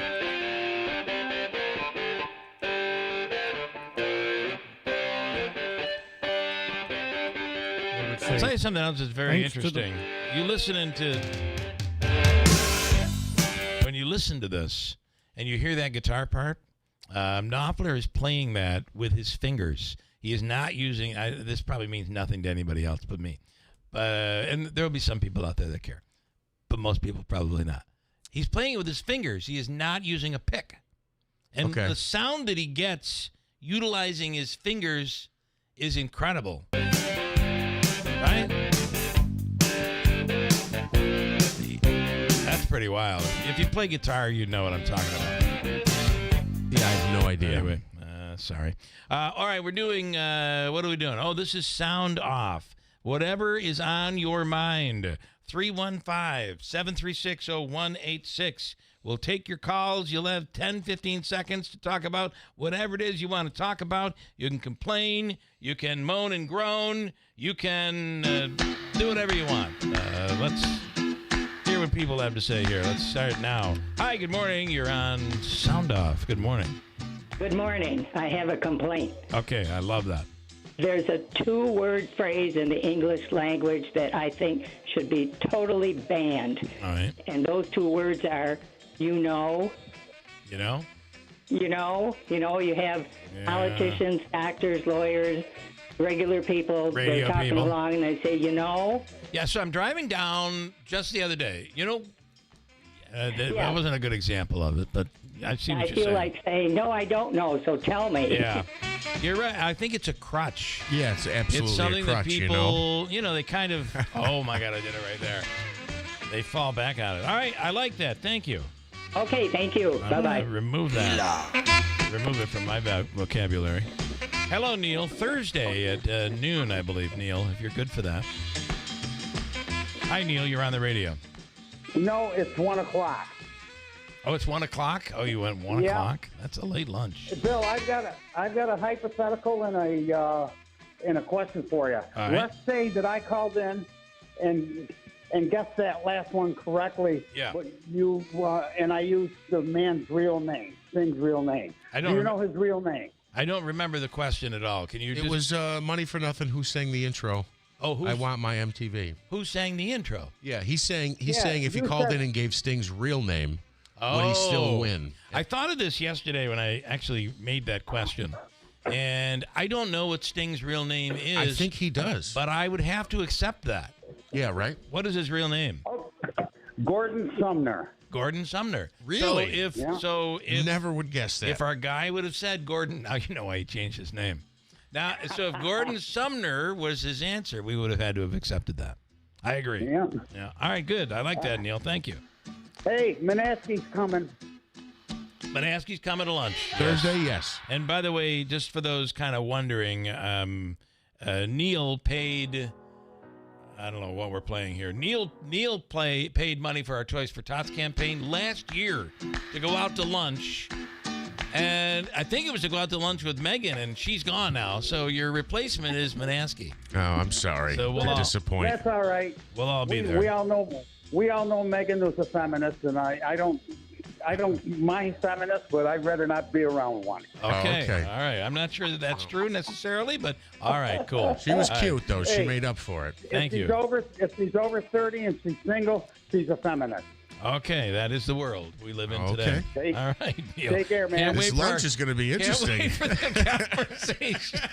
All right, Neil. Thank you. Hi, Kathy. No, we're gonna talk sports, baby. Okay. All right. Good. All right. All right. Looking forward to it. Later, Have a man. great day. Thanks so much. You too. All right, Kathy, you're on the radio. Good morning. Well, good morning. I have to make a comment about your programming. Okay. On Saturday night, You got to get rid of Ask the Lawyer. The lawyer? Why? He is terrible. I'm a big old-time radio fan. I mean, radio was before my time, but I enjoy listening it. Yeah. And you have it on Sunday nights late after the football. I'd rather see old-time radio, kick the lawyer off, and put the old-time radio on, so a lot of people of different ages could listen to it. Who's the lawyer, David? It's Handle on the Law. Handle on the law. You don't like that. All right. Oh. Did he say something that bothered you? No, he's just goofy overall. Okay. Right. Thank you. You don't like him. Thank you. Fair enough. All right, Kathy, thank you. The premise of his show is essentially you call in with a legal complaint, and he tells you why he thinks you don't have a case. Okay. I like that. I would do that segment. Yeah, and he kind of is a little verbally abusive to his callers a little bit. But. All right, here's Jake. Hi, Jake. You're on the radio. Good morning, guys. Something morning. quick. All right. You know how they say what's in a name? Yeah. Bill, I promise you, I know 3 girls named Katie, and they're all whack jobs. They're troublemakers. And, you know, that's because not fair. Katie IL will come to mind, and I'm thinking, I don't know her, but her first name's Katie. Well, And she's off the wall. I think to be fair, there are probably many brilliant Katies out there. Yes, there are. And well, you just haven't met them yet. I don't want to meet them. All right, Jake. Thank you. Hey, have a good day. 315-736-0186, whatever is on your mind. You can clearly, as you can see, say whatever you want. 315-736-0186, within reason. Hi, you're on the radio. Good morning. Hi. Hi. Hello. Good morning. Hi, I was listening earlier, and you talked about a young man who made an invention. Yes. So if you fell, you would be, somebody would be called. Yes, I've fallen. You said, well, your Apple Watch would indicate that. Yes. And, especially, well, I wouldn't admit it, but I'm elderly, and I don't know one elderly person in my group that would have an Apple Watch. Do you know a lot of old people that have Apple Watches? Well, First of all, we can't afford them. Second of all, we don't know what the hell to do with them. I don't know anybody who's got an Apple Watch. Well, I both of my parents, I would consider, have reached God love them, but they got you to direct them. That is true. And they probably wouldn't have them if it wasn't for me. You're probably right. Just wondering. Okay. All right, fair enough. Have a good one. I will take that. That is noted. What was her name? I didn't have her. Patricia. That's Patricia.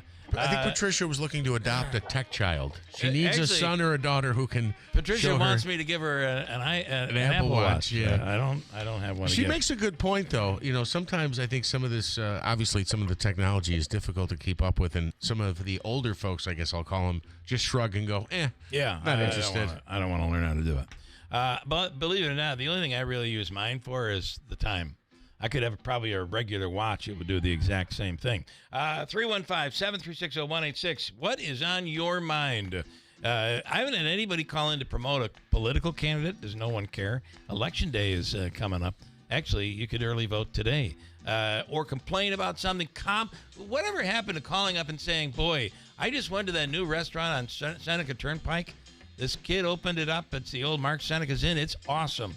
Oh, you were there? No, I just thought somebody might call in with that. Have you been there? Or the Valley View is now brand new and open.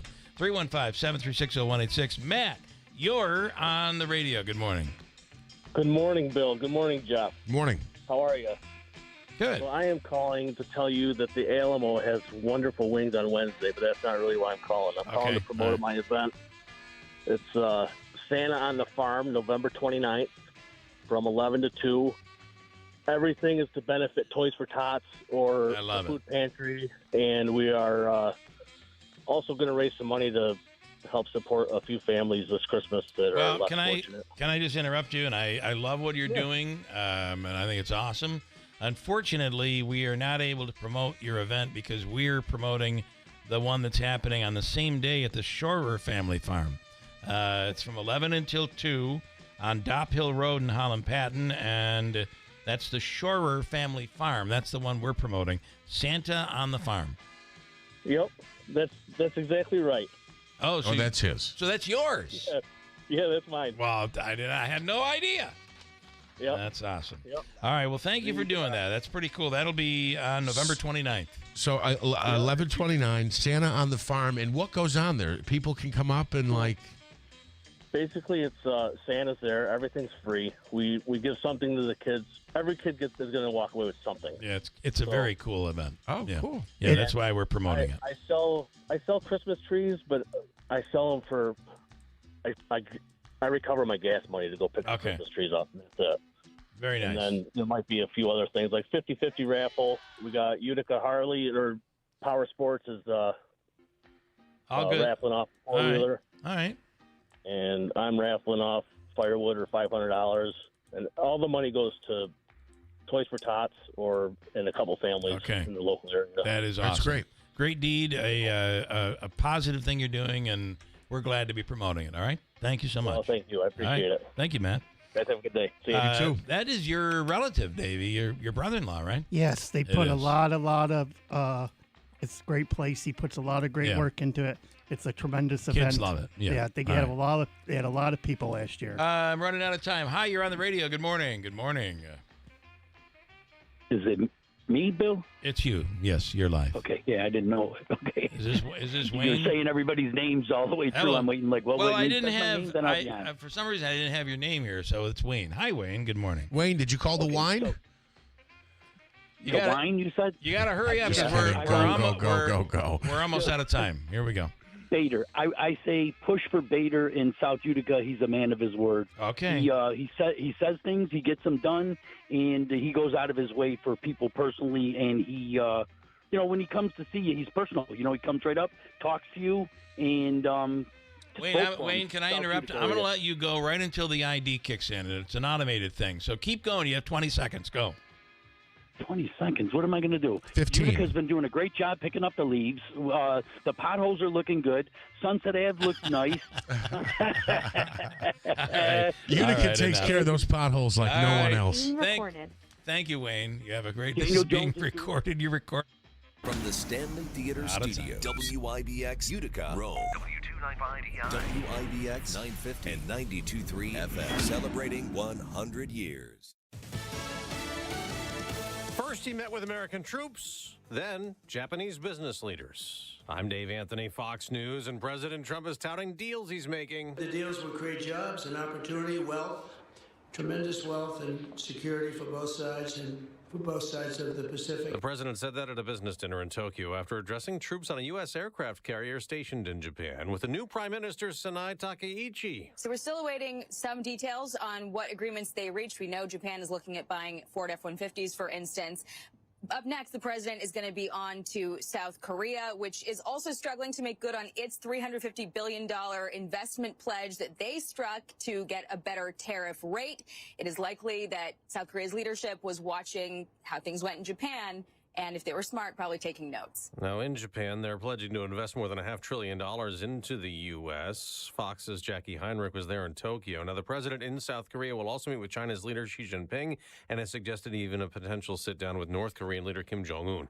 Hurricane Melissa is closing in on Jamaica, where many are packed into shelters fearing the worst from the most powerful storm to ever hit Jamaica. Category 5 with winds packing maybe up to 175 miles per hour. By the time it makes its way up here, which is a northeast track after landfall, we will likely be in a Category 4 still as it exits the island of Jamaica. Fox Weather's Robert Ray in St. Anne Parish. In addition to wind damage, there's concern about storms surging over 3 feet of rain, causing mudslides and catastrophic flooding in Jamaica. A sheriff's deputy is being mourned the day after being murdered in San Bernardino County, California. I don't even know what to say.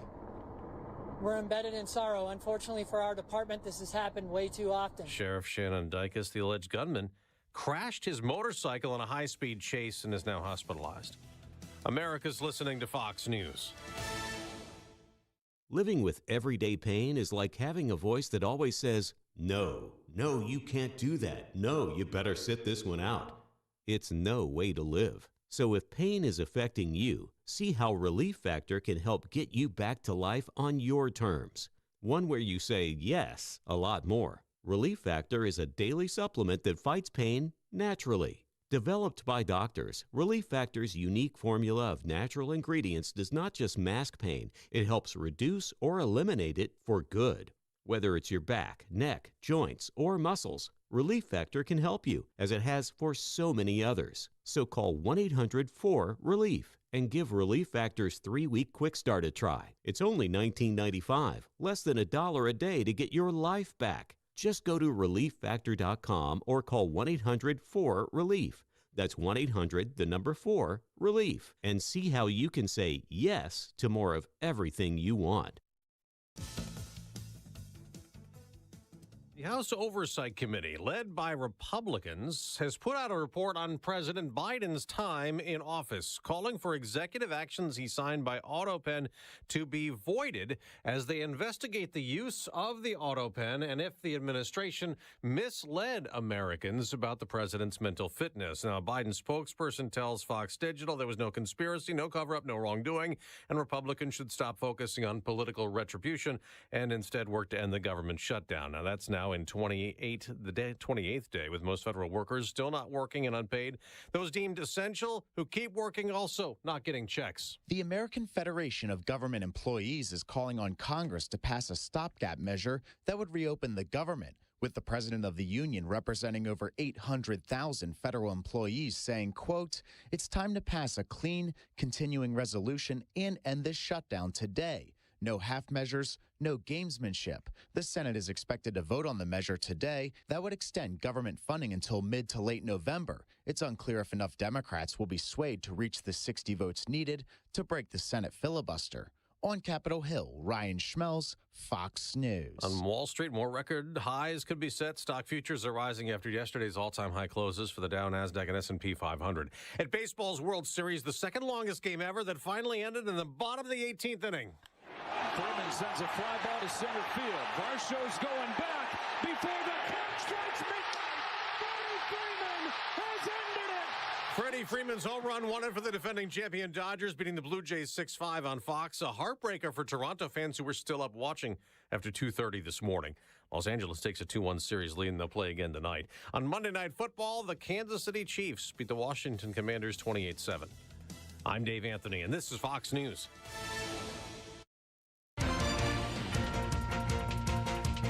We have clear skies, 30 degrees. Good morning. I'm Jeff Banaski. WIBX 950 AM 92.3 FM news time is 8:05. This news update brought to you by Clinton Tractor, the leader in service. Visit them at clintontractor.net. A former prison guard at a Mid-State Correctional Facility will be spending several years behind bars. A judge sentencing Daniel Berger to serve up to 4 years in prison in connection with the fatal beating of an inmate, Messiah Nantwi, back in March. Berger had been indicted on manslaughter and gang assault charges, but ended up pleading guilty to offering a false instrument for filing. Berger was one of 10 officers indicted in connection with that crime. Meanwhile, an investigation continues after an inmate at Marcy Correctional Facility was found unresponsive and later pronounced dead. State police say they got the call on Friday morning around 4:30 a.m. The 48-year-old man was discovered and then taken to Wynn Hospital, where he was pronounced dead. Officials say there are no signs of foul play. Again, the investigation is ongoing. Utica police investigating 2 shots fired incidents. One of them on October 25th resulted in 22 spent shell casings being located. Upon arrival, officers responded to the 900 block of Blandina Street. Upon arrival, they went on to the location and spoke with several residents on the block who also reported hearing gunfire. The following night, Utica police also responded to the 1100 block of Dudley Ave. Officers say they found 2 spent shell casings outside of a home where a door was open to a basement. Inside that basement, cops say they found a 9mm handgun on top of a dryer in that basement with rounds matching the type of casings found outside. The investigation into who owns that gun is ongoing. And there's a new development in the ongoing legal case involving Nexium and founder Keith Raniere. Raniere, that is. The U.S. Court of Appeals has rejected 3 of Raniere's latest requests, including one for a brand new trial. The appeal for a new trial was based on a claim that he and his lawyers had found new evidence, and that evidence rather was withheld during the trial that would have undermined his racketeering conviction. Ranieri was found guilty of multiple crimes and is serving a 120-year sentence at an Arizona facility.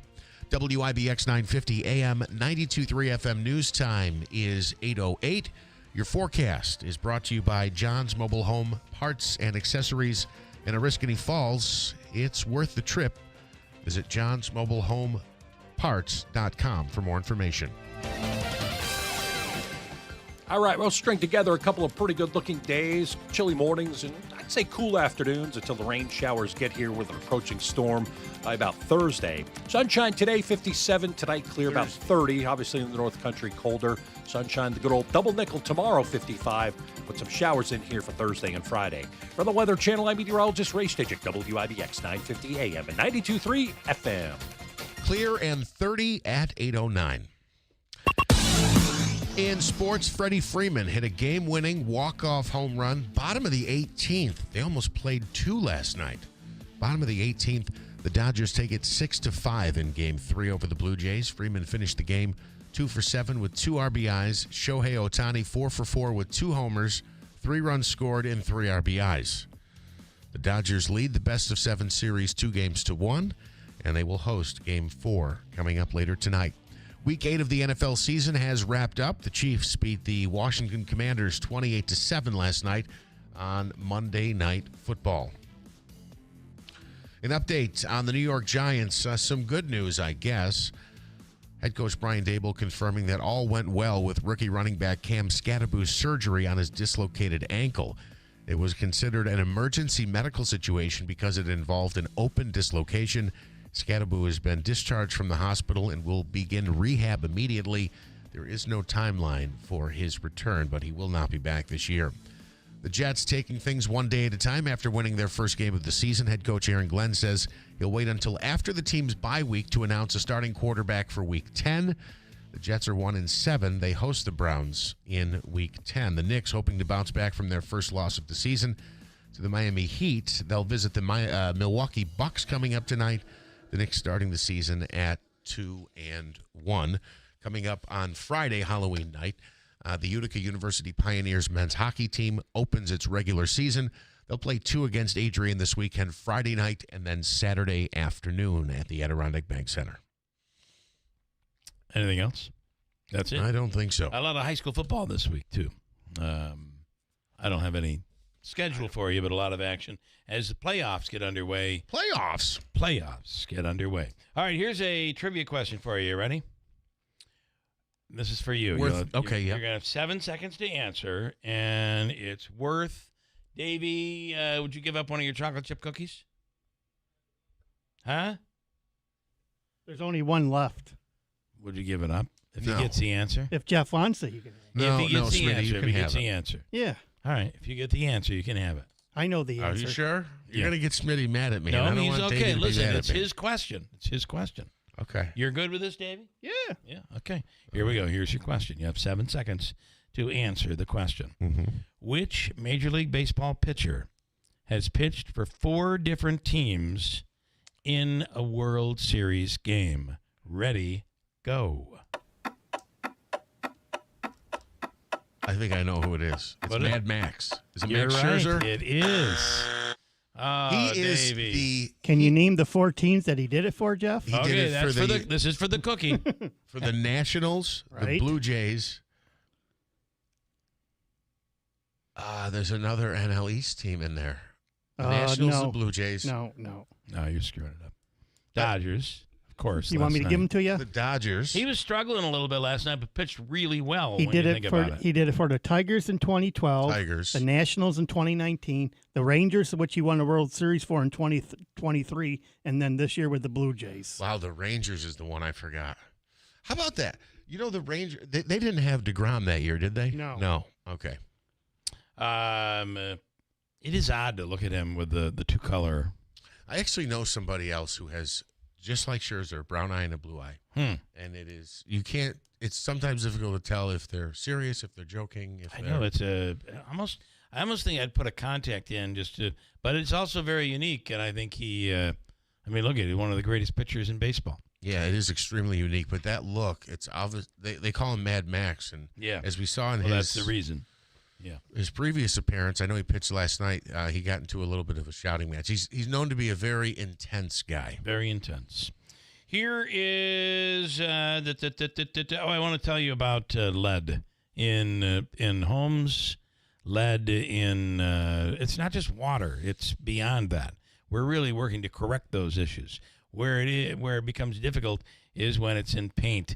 And you have these houses built before 1978. Oneida County is one of the worst in New York State, and as a result, there's a program where people, landlords, homeowners, property owners are given assistance in abatement programs.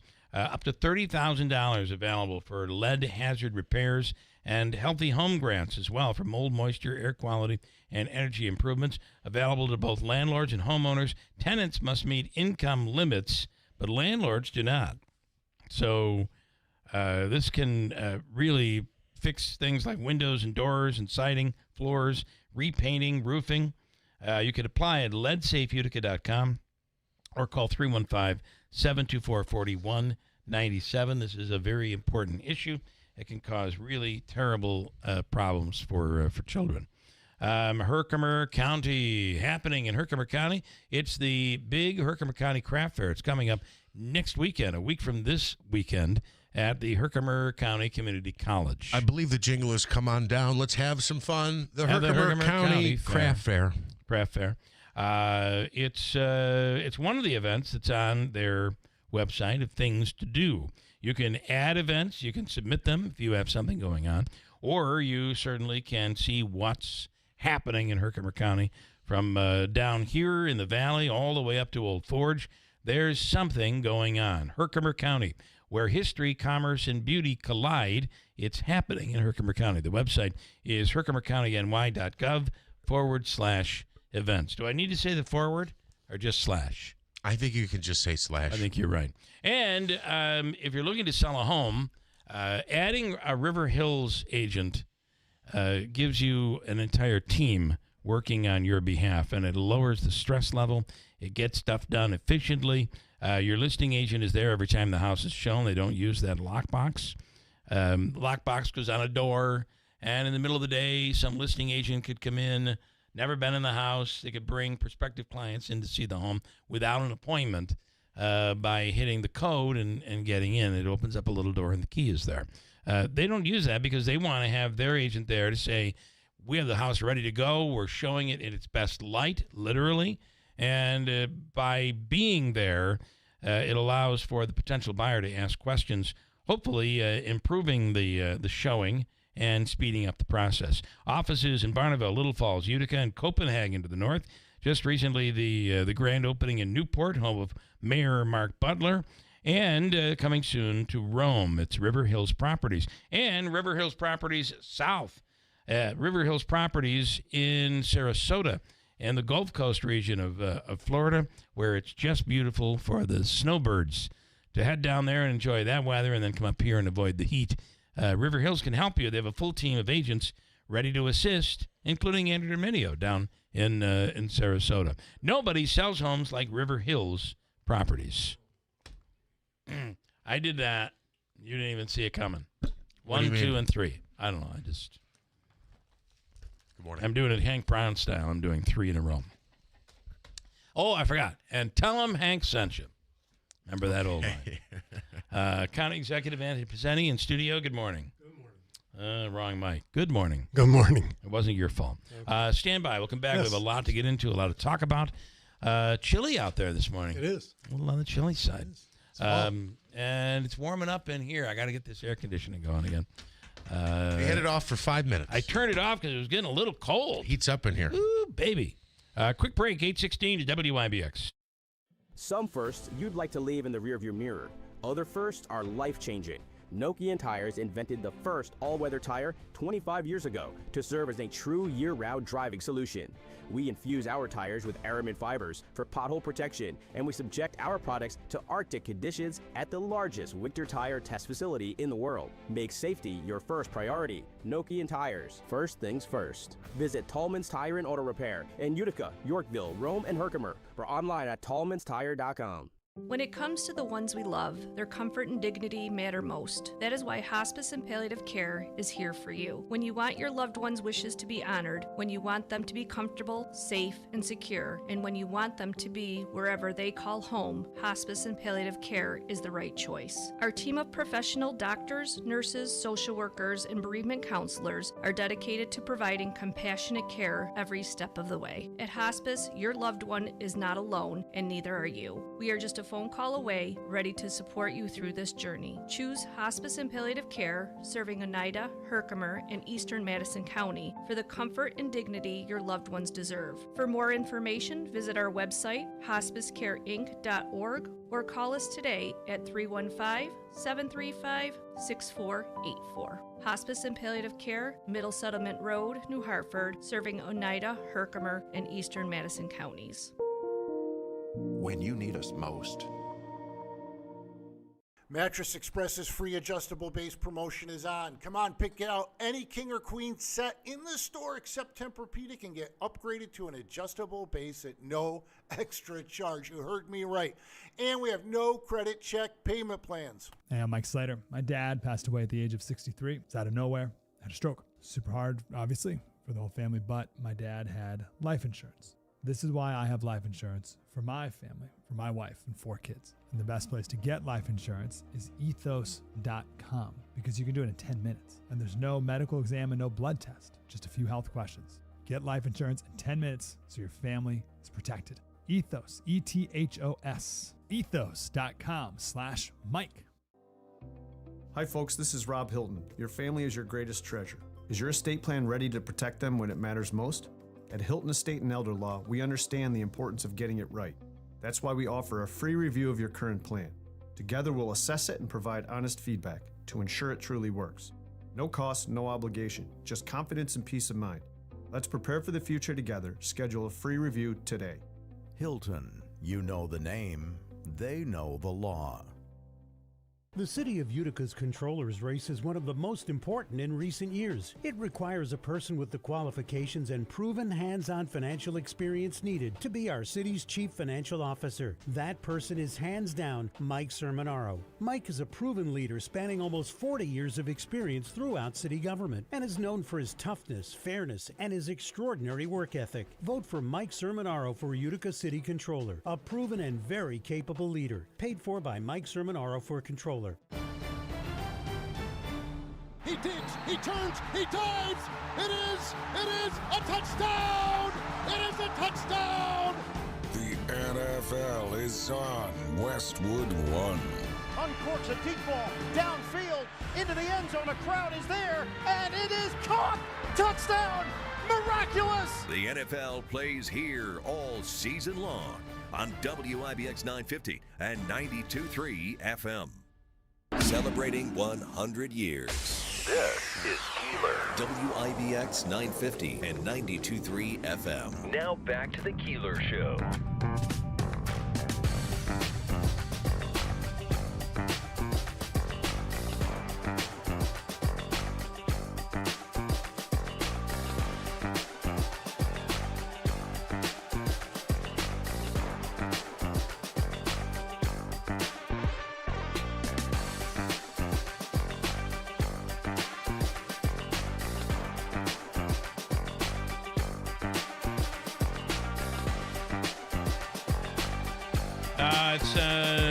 Let's see, the 28th.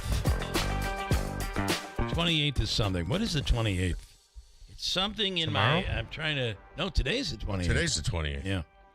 Oh, I knew there was something that I didn't put on my calendar that is today. Yep. It's today. It's the 28th. Today's the 28th. Is today You just the 28th? said that. Yeah. Okay, yeah, it is. Good morning, County Executive Anthony Bassetti is in studio. Good morning again. I think the cold air has gotten to our heads a little bit. I think it's all hot air now. A lot of it, yeah. Are we at a point now where this government shutdown is beginning to affect at the people at the local level? Well, there's no question this week we'll see that if it does just that when November 1st comes around and the major piece of SNAP, which is the food voucher food payment program, does not get re-upped or the money get filled back in. All indications are it won't. Wow. We up to even yesterday we've gotten a directive from both USDA and the state, state office of Children and Family Services, regarding this, that the November 1st piece, which we knew about last week because they kept warning us that it was not going to show up in their EBT cards in the SNAP card as a replenishment of it's similar to it's a credit card like, and it gets replenished on a monthly basis for those who need food assistance. And the numbers are staggering. I mean, and it's really amazing that they're letting it go to this point. You're talking millions of Americans. Right. Yeah. Right. And I know that there are people that again, we get into the stereotypes on these things, but you're talking elderly. That rely on this. It's not. It's easy for people to say these are people taking advantage of the system. Right. These are people that should work, but there are working families that get this. There are seniors that get this. Yeah. There are, in Oneida County alone, I think our numbers are 36,000 plus individuals, and you're talking nearly $7 million a month. Yeah. Yeah. And think about the economic impact of that as well. But more importantly, these are people that are now going to be looking at ways to buy groceries. Right. And, right. Have to choose between different things. I got to tell you, it's very interesting because, of course, it's the Democrats' fault. Obviously, it's the Republicans' fault. Of course. Ultimately, if you really, at some point, people are going to look at this and just say, our government can't get stuff done. Our federal government can't get stuff done. They can't even agree to sit down and talk at this point. No, they can't. But you're going to see some heads shaking this week if these funds aren't there. Well, and that's where I think everybody's to blame. I don't think you can point to one side or the other because it takes two to tango, right? Or not to. And it's it's one of those areas in which it's hard to believe that they didn't anticipate at least some of these things that are so essential to people. Yeah. And then look, let's not count about the federal workers that are working without pay. Right. And people look at that, well, they should be okay. Well, why? I mean, people rely on your paycheck. Imagine if your check didn't show up. I mean, if you don't, then you're a millionaire and you don't need to. Yeah. But you rely on your paycheck. You rely on that for your kids, for your house, for your needs, and the fact that is getting held up. But the food issue is one in which I really am at a loss. We've been talking about it for the last 2 weeks. How to address, how to get. The food banks are just not. I mean, they're well equipped. They do a phenomenal job, but whether or not but you want to add all these people, 30,000 people. But you're talking people? about talking about a day to day, right? Because you can't, a food bank can't supplant a month worth of food, right, for one individual or one family. There are more elderly than you would ever think because what's happened is that is a huge number. That we all grew up thinking you were going to have your father's pension, and some of that went away. So now you have these elderly people who are living. Social Security plays a huge role. And sometimes whatever they do have coming in isn't meeting so therein lies some government assistance. So we'll wait and see. I mean, and it's hard to say that because it's not encouraging to those people that depend on this. But we really the other point was, well, because there was a question last week, well, can the states do this on their own? Pay it and get reimbursed. Pay it and get reimbursed. And, because it's federal funding the way it's established, according to the directive we saw yesterday or Friday, I can't remember, said that that's not eligible for reimbursement. So the state is on their own. But you're talking about, if a state had to do it, it is millions of dollars. Yeah. And the governor announced yesterday $30 million in food assistance. I really not sure what that entails, but $30 million for the state. I just told you it's $7 for us. Right. So, that's a drop in the bucket. So where do you start, and who gets what, and how do you break that up? We had this morning a conversation with Ryan Schmelz from Fox News Radio, and it's been kind of like Groundhog Day every day. We talk to him every day about the government shutdown, and he says the same thing. There have been a few things that have occurred, some fights in the hallways. Most people aren't even in Washington right now, and I don't see anything getting done. Yesterday was different, and he's beginning to think that his opinion was there's a change, and I think this is going to be that change. I think you'll begin to see, and I even heard a Democrat yesterday on one of the news programs say, if the president would just give us a handshake and promise to negotiate fairly on this issue of healthcare premiums, we could get things back to work, everybody back to work. That we have not heard. No, we've not heard that we through all of this. We so haven't. I think they're beginning the foundation is beginning to crack. But I think it's obviously it is the president, and because the buck does stop there, as we all know. But at the same time, you've got to have leaders that are willing to try and sit down. And the fact that they're not doing that, or at least, and again, who knows what. Well, I think both of their bases, both bases, the Democratic base and the Republican base, both support them up to this point, and that's where I think you're seeing them fearlessly not negotiate. I think that's changing. And there's there's a date coming up in a week from today, actually. Election day, a week from today. It is. So there are some seats that are up that are of concerning, but whether or not that's enough to move them, or whether they're waiting for that, I doubt that's a great.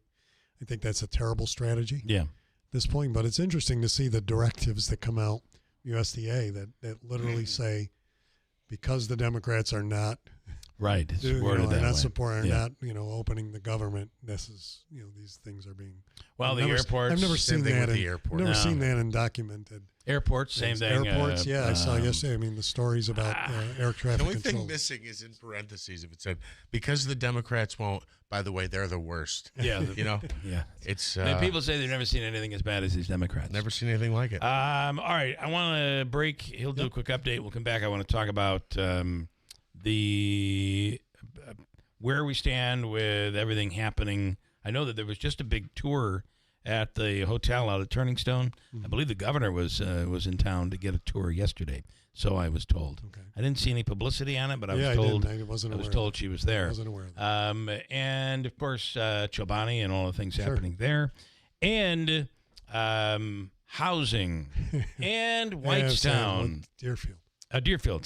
Deerfield. We'll get into let's talk about that. To this, and we had Marianne on a while back. So quick break.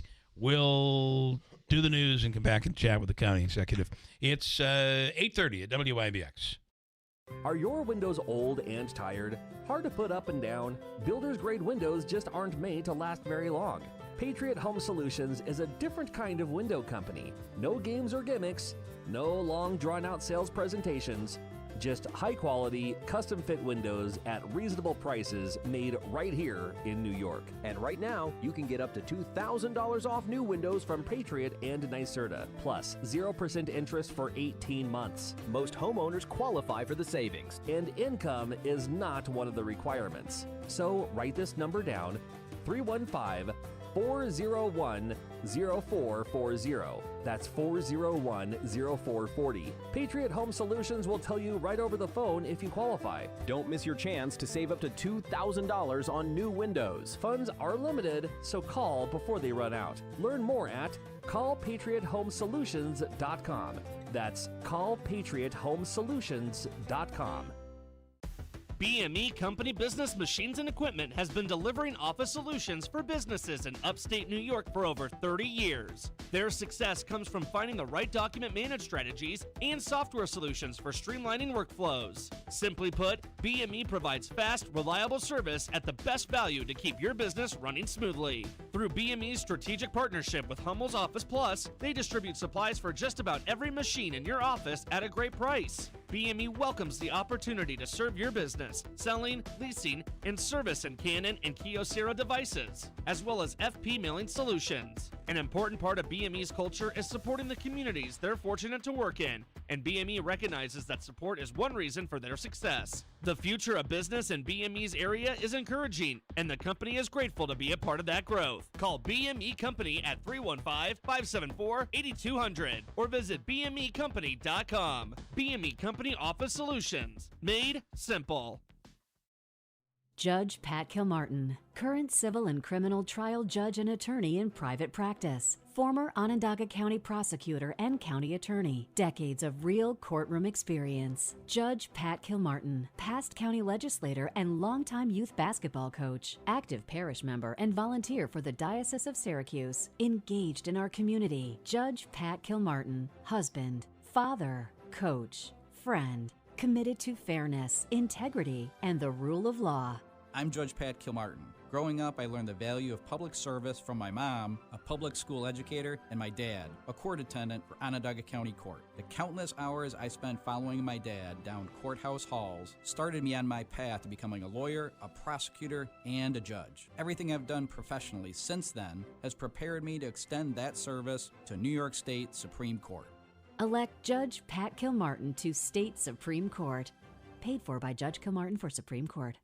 Hello, Utica. This is Carrie Paleo from the Greater Utica Chamber of Commerce. We're thrilled to introduce some of the newest members of our business network. Let's give them a true Utica welcome and show what it means to be part of this incredible community. Old Wicker Mill, North Utica, 50 Howard Avenue, Utica. Lux Pup Grooming Salon, 70 Genesee Street, New Hartford. By supporting the local economy, we'll keep building the future of Utica together. Greater Utica Chamber, empowering upstate New York.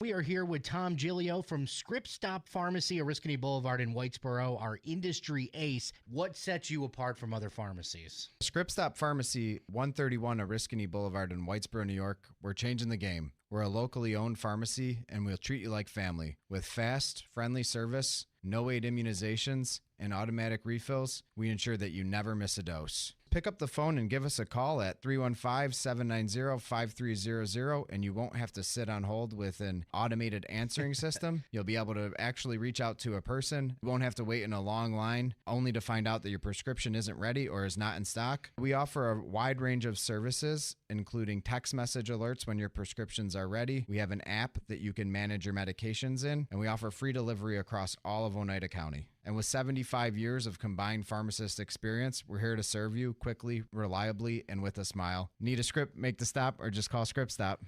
Ryan Reynolds here from Mint Mobile with a message for everyone paying big wireless way too much. Please, for the love of everything good in this world, stop. With Mint, you can get premium wireless for just $15 a month. Of course, if you enjoy overpaying, no judgments, but that's weird. Okay, one judgment. Visit mintmobile.com/radio. Upfront payment of $45 for 3-month plan, equivalent to $15 per month required. Intro rate first 3 months only, then full price plan options available. Taxes and fees extra. See full terms at mintmobile.com.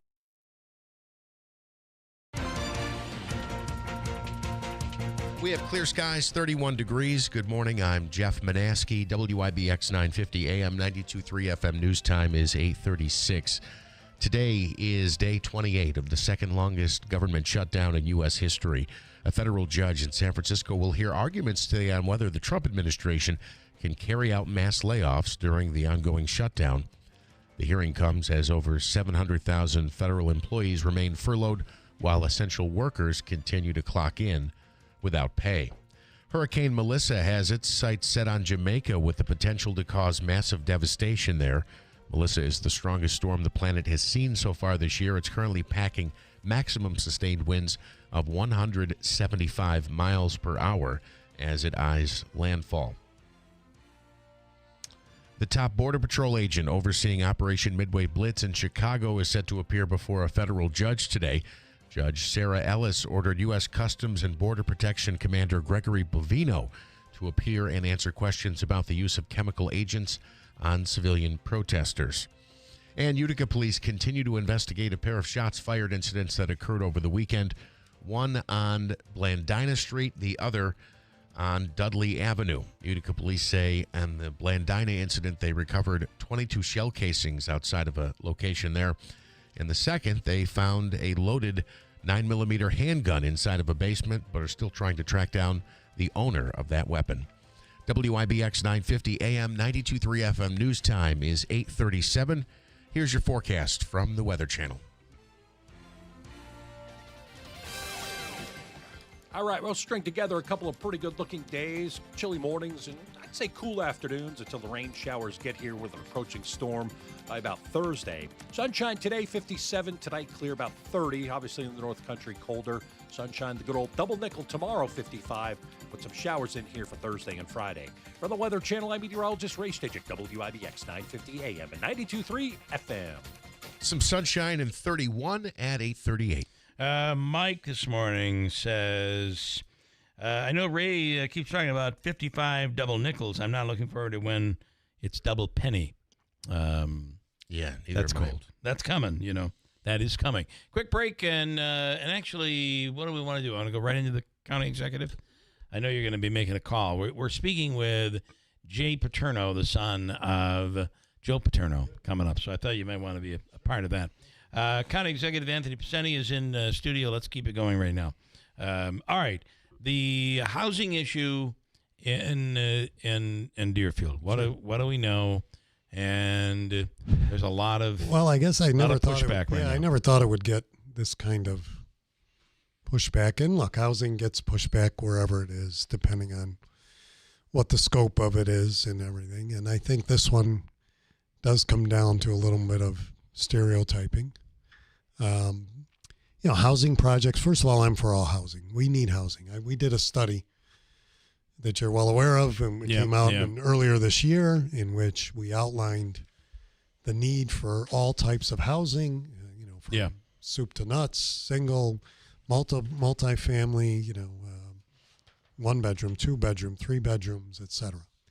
It's important to know that in these projects, a lot of these projects that are developed with, through developers that are looking at multi-units and looking to garner tax credits, that there are requirements in that. And some of those requirements base things on income levels. And you have to make twice what the rent is, in other words, in some of those. But then it goes down to ranges. So you have that, you have that range in this project. And it's important, I think, another piece is that, we looked at this parcel, I remember 20 years ago when I was with Empire State Development, we tried to develop a housing piece on that specific parcel, up on Route 12. I think the other point that I'm confused about here is, from the point, I did support it. I did write a letter of support, full disclosure. I supported the housing project and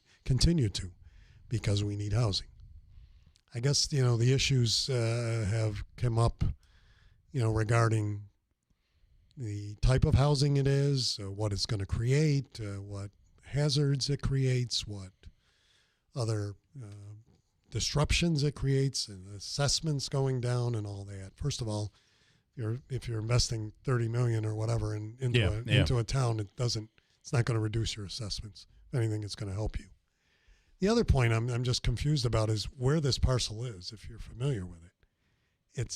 It's on the border of SUNY Poly. Right. Next to the Bank of America call center, right? Kind of in between there on Route 12.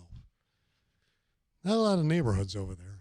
That, you got to reach through the SUNY campus or down the other way for the city of Utica and further up, way up into the town of Deerfield, or on the other side of the highway. So, the argument about what this is going to bring to that town is really confusing to me. All right.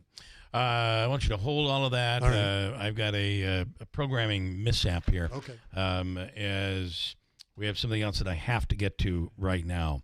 So, and you'll be interested in this as well. Keep that thought because I have some comments already for you on it. Okay. But Davey has set up.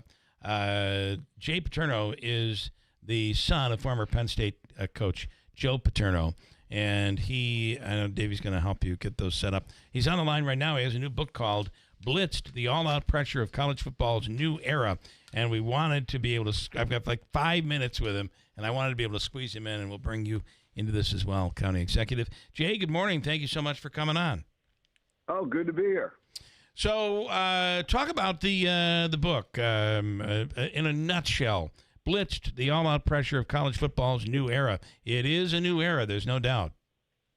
Yeah, I mean, it really takes you inside what it's like with essentially unrestricted free agency with college football players, revenue sharing, NIL money, all kinds of money being changing hands, high school kids with agents and now coaches, how they're dealing with all that kind of pressure, as well as trying to coach a team and get kids educated and deal with family issues. Yeah. How do you work through this? If you're a traditionalist, it ain't easy. No. I mean, I'm an old school guy, so I mean, to me, it's this whole thing is crazy. But the reality is, and I'm on the board of trustees at Penn State now, so I deal with on the fiduciary side. Yeah. One of the things that we have to be realistic about what we're doing now. College sports has crossed over into big business. The Big Ten last year made $1.1 billion in media rights alone, just for televising games. That doesn't include ticket sales. That doesn't include at each school. All that kind of stuff. So you're talking, billions of dollars involved, and the players are looking around and saying, "Wait a minute, we're the ones putting ourselves at risk. Why don't we get a cut of that?" And so we have to be honest about what we are. And I think this is part. But no one's really set up the structure as what's going to look like. In college football and college sports, really needs for lack of a better term, a constitutional convention to set the rules in place for everybody. Yeah, and boy, if you can add to it, add the world of gambling into all of this at the same time with some stories that have come out there. Boy, it is you're right. It's maddening. The gambling thing, the NCAA just voted to allow college athletes and administrators to bet on pro sports, not college sports, pro sports. What could possibly go wrong? I mean, I know. What are you thinking? Yeah. But anyway. Their vote, I think, was the same day that the NBA story broke. I think it was the same day. It might have been the day before, but it was right around that time, and I'm just going, you guys don't get it. Yeah. They do not get it. Especially because every team is going to have players who make money and players who make money, right? Right. So if you're one of those players that's just making not a lot of money, boy, could you be influenced by someone nefarious? I just think no question. Yeah. I mean, the reality is that history repeats itself. There have been gambling scandals in college football over and over and over again, and there have been gambling scandals. All these things have happened, and every 20 or 30 years, somebody forgets about it and says, "Oh, well, let's let them do this because legalized gambling's everywhere." And 5 years from now, you're going to sit back and go, "How stupid were we?" Yeah. There are those that say, and it's interesting. Explain how the book is basically includes a fictional head coach of Ohio State, but you're explain how you dig in to this lawless era of college football. Well, it's what I call nonfiction fiction, and I wrote a book before this one called Hot Seat, which was 4 years earlier, before all this stuff hit. This is kind of the sequel to it, and it's all based on true stories. And I started to write the original book, and said, okay, and I realized I can't write this. There'll be lawyers tying this up forever if I write this as a nonfiction book. Right. So I created fictional characters, fictional situations in terms of what schools, and I made it very clear I'm not assigning these situations to any particular school with any kind of nefarious intent. Just this is the way to tell the story without having with people understanding this is really what's going on without having to I want to protect the innocent and as well as the not so innocent. From naming names, and I also don't want someone to blow up my car with me in it. Yeah, right. Not that we get to that point, but you know what I'm saying. Yeah, you're talking about a lot of money here. Yeah. Yeah, no question. So you're able to do it this way in order to be able to tell the story. What do you say to those people who say this is college football, college sports, not just football, but college athletics is the entire model is about to blow up. We don't know what's going to happen next. What do you say to that person who looks to think that this is not working and it's going to come to a head?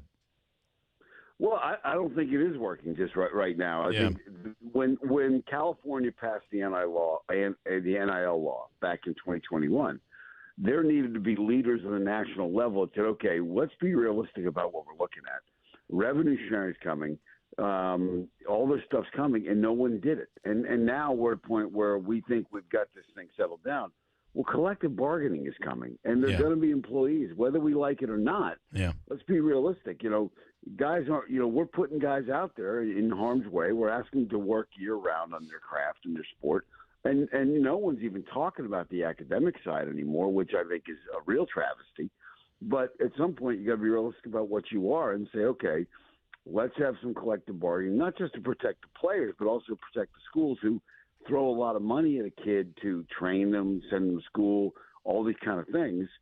And the kid can just jump around every year. Yeah, that's the crazy part. The school should have some protection in that regards, too. And I think all the athletic directors and all the administrators and trustees of those schools, they'll privately tell you they would like to see this land where there is some kind of collective bargaining, there is some kind of player union, so there are rules to the game that everybody can agree on, and that they won't end up in court again. Because that's what happens. It keeps going to court, going to court, and the NCAA keeps losing. But no one wants to say that publicly. I'm not afraid to say it publicly. Let's just be realistic.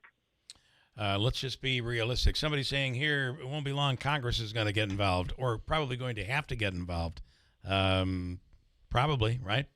I mean, I wouldn't be surprised to see it. I think there's probably going to be some federal legislation that at least protects them from all these court cases. Because even with the settlement now, there's probably a kid in 10th grade right now who's looking at this and saying, I wasn't part of that NCAA lawsuit or settlement. Why am I restricted by a salary cap that I didn't agree to? And they'll probably win the case, and we'll be right back to square one. I want to read one quick review, and we'll let you go. Blitzed is the first book to take you inside college football's current lawless era. It's a thrill ride based on real-world stories, detailing issues of big money, transfers, name, image, and likeness, race, academic integrity, social media, campus politics, corruption, and mental health. Can anyone endure the constant pressure to stay ahead of a pack, devouring everyone in its path? That is Blitzed, the all-out pressure of college football's new era, by Jay Paterno. Jay, thank you so much for coming on. Thanks, I appreciate it. You guys have a great day. You do the same. Thanks, it's available, of course, wherever you get your books and on Amazon. Pretty wild. This whole world has changed, right? It is. Like, are there academic requirements tied to those contracts? I was going to, I don't. Something we're not hearing anything about anymore, right? Like if you sign a big contract, does it include that you got to graduate? Or I don't think so. I think you just have to maintain eligibility. So there's some, I guess, academic requirement, but again, that's name, image, likeness. That's not GPA. Yeah, it's not GPA. Yeah. Wow. Well, it's a different world, and really, it can take a team. Syracuse is a good example of all of this, where it can take a team that's not competitive, and you think they can never be competitive again, and all of a sudden, they can sign a few guys, put some money behind it, and all of a sudden, you're competitive. I mean, Syracuse is not for a year though. That's another thing. For a year, it's like a total free agent. Yeah, it's almost more so than the pros how much these kids switch teams. Listen. I take great pride in trying to keep flow going, so we don't hop around on topics because it gets confusing. I thought that was your maid. Isn't? Yeah, Flo. She's wonderful. An abnormal version of that. So, but I wanted to squeeze him in. Davey, thank you. All right, we were talking about housing. Yes, and I want to read one for you. Oh, I've lost it. Lance basically saying, what if this was proposed to be built next to in your neighborhood? Yeah, I figured that was coming. Yeah. I figured that's the easy question to answer. Look, so I live in the city of Rome. There is housing in the city. It's not far from my neighborhood. It's not in my neighborhood, but it's not far from it. Now, having said that, why are the cities always the ones that have to shoulder that burden of those type of housings? If you recall, a few years back, there was a big furor over the housing project over on Sunset Ave. Remember that whole thing? And how that was going to destroy the neighborhood. Yeah. Remember the I think it's called the link, right? The Kelberman piece. Kelberman is I think it may be the best example we have right now of working. That was going to ruin property values. That was going to ruin the neighborhood. That was going to cause all kinds of issues. And I've heard about homelessness and everything, and it's kind of interesting. It's like, so why would homeless show up at places where they're building homes? Yeah. And that's not where homeless go. And yes, we do have a homeless problem. We could talk about that. But the issue of, but that's not a fair assessment of it, to say, well, what about your neighborhood? No, okay. That's fine. I live, in a neighborhood that, like I said, there are housing projects not far away, within a mile radius. Are they next to me? No, because I live in a certain neighborhood. And my point to this is not a neighborhood. These are acres of land that abut a college and a highway. And I'm trying to figure out what, wherein lies, the issue. Now certainly people should ask questions. They should get all the information. They should be the town and all of the requiring, pieces should be put in place. But I'm still trying to understand what, why not there? Why not there? So this is, quote, low-income housing? Or no, it's not. It's not low income. And there is a portion. There is, I've been told by everything this is Section 8. First of all, Section 8 doesn't exist anymore. Those types of housing.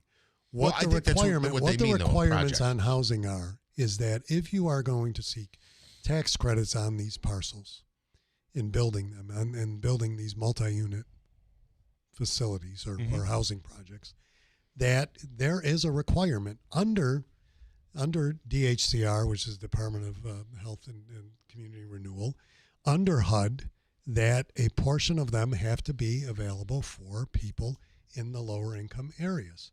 Now, we were just talking about SNAP a few minutes ago, and we were talking about seniors a few minutes ago. So, to say that, so if that is, there are many seniors who are low income. I look at my parents, my parents have been gone a while, but had they been around, they'd be eligible for that. Would that make them undesirable to be in that community? I think, we're back to stereotypes here. And I think that gets very dangerous when we start talking about that in the context of what we need in terms of housing. And I think that, yes, are there some that are on the, not all of them, because it's a requirement. There's a percentage. But at the same time, you're talking about a daycare facility. You're talking about, a community of sorts in an area that, again, is not in the neighborhood. How important is having and first of all, the developer is key, I think, in this. If you look at the apartments that have been added over on Varick, over by the brewery, a lot of Utica police will tell you they're there.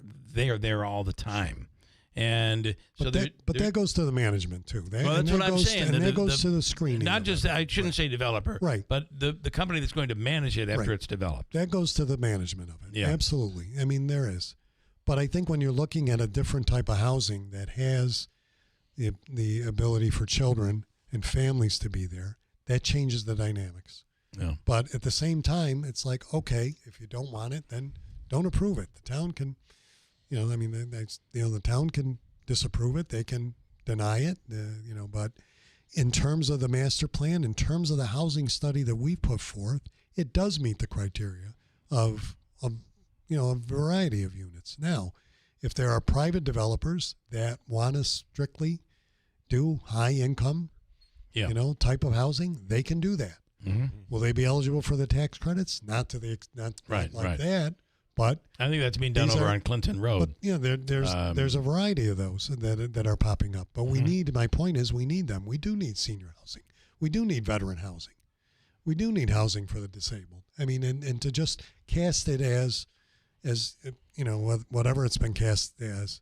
And I've heard different comments. I haven't been at the meetings, but I've heard it. I've gotten calls. I've gotten emails and letters, referencing what this would bring and where it belongs. And I just think it's really unfair. Have you had a conversation with Marianne Buttonshot on this? Briefly, a couple times. Is she going to support it, or is she standing I don't back? know. I have not talked to her in the last week since she rescinded her letter.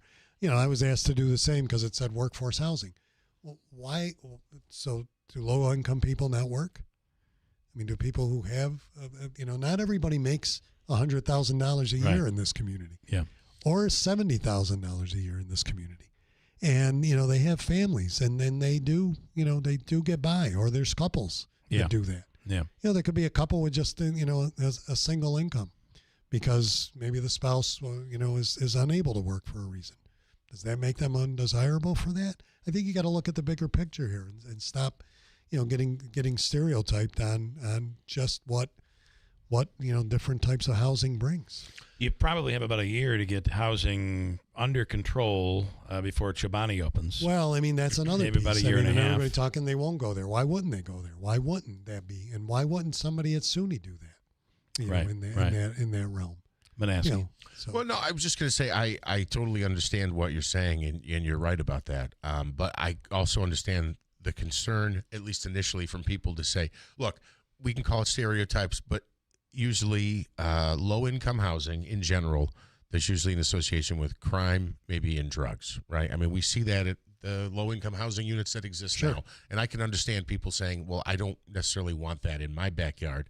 At the same time, though, I think it gets miscast. As you say, most people don't make. I mean, in this area, what's the median income? Do we federally qualify as low income? Most people who work. I think you're still talking around. The median income is probably somewhere in the 40s. Right. Yeah. In the 40,000. Right. Not everyone's going to make it 80 to 100 grand. But if you take household incomes in certain areas, it jumps up. But there and again, I mean, that's not in the spectrum of that. That doesn't mean that they can't.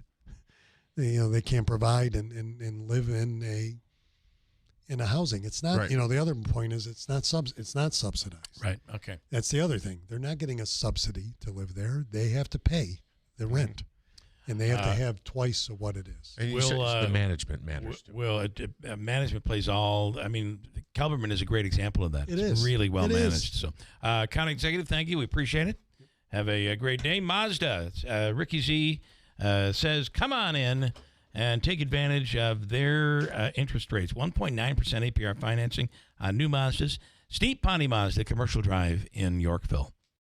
From the Stanley Theater Studios, WIBX Utica, Rome, W295EI, WIBX 950 and 92.3 FM, celebrating 100 years. He's making deals in Tokyo. I'm Dave Anthony, Fox News. Japan's going to be investing $550 billion into the United States. That was President Trump addressing business leaders at a dinner after he took Japan's new Prime Minister, Sanae Takaichi, with him on a U.S. aircraft carrier, talking to American troops stationed there. This woman is a winner, so, we've become very close friends all of a sudden. Fox's Jackie Heinrich reports from Tokyo. The two leaders also signed a framework agreement to ramp up mining and production of rare earth minerals, similar to a deal the U.S. just signed with Australia. Focus on rare earths is becoming a critical initiative after China tried to gain the upper hand in trade talks by throttling exports, effectively imposing control over the world's technology transactions. Now, the president will meet with China's leader on the last stop of his Asian trip, South Korea. Hurricane Melissa is already being felt in Jamaica. The storm will be the most powerful one to ever hit the island. It's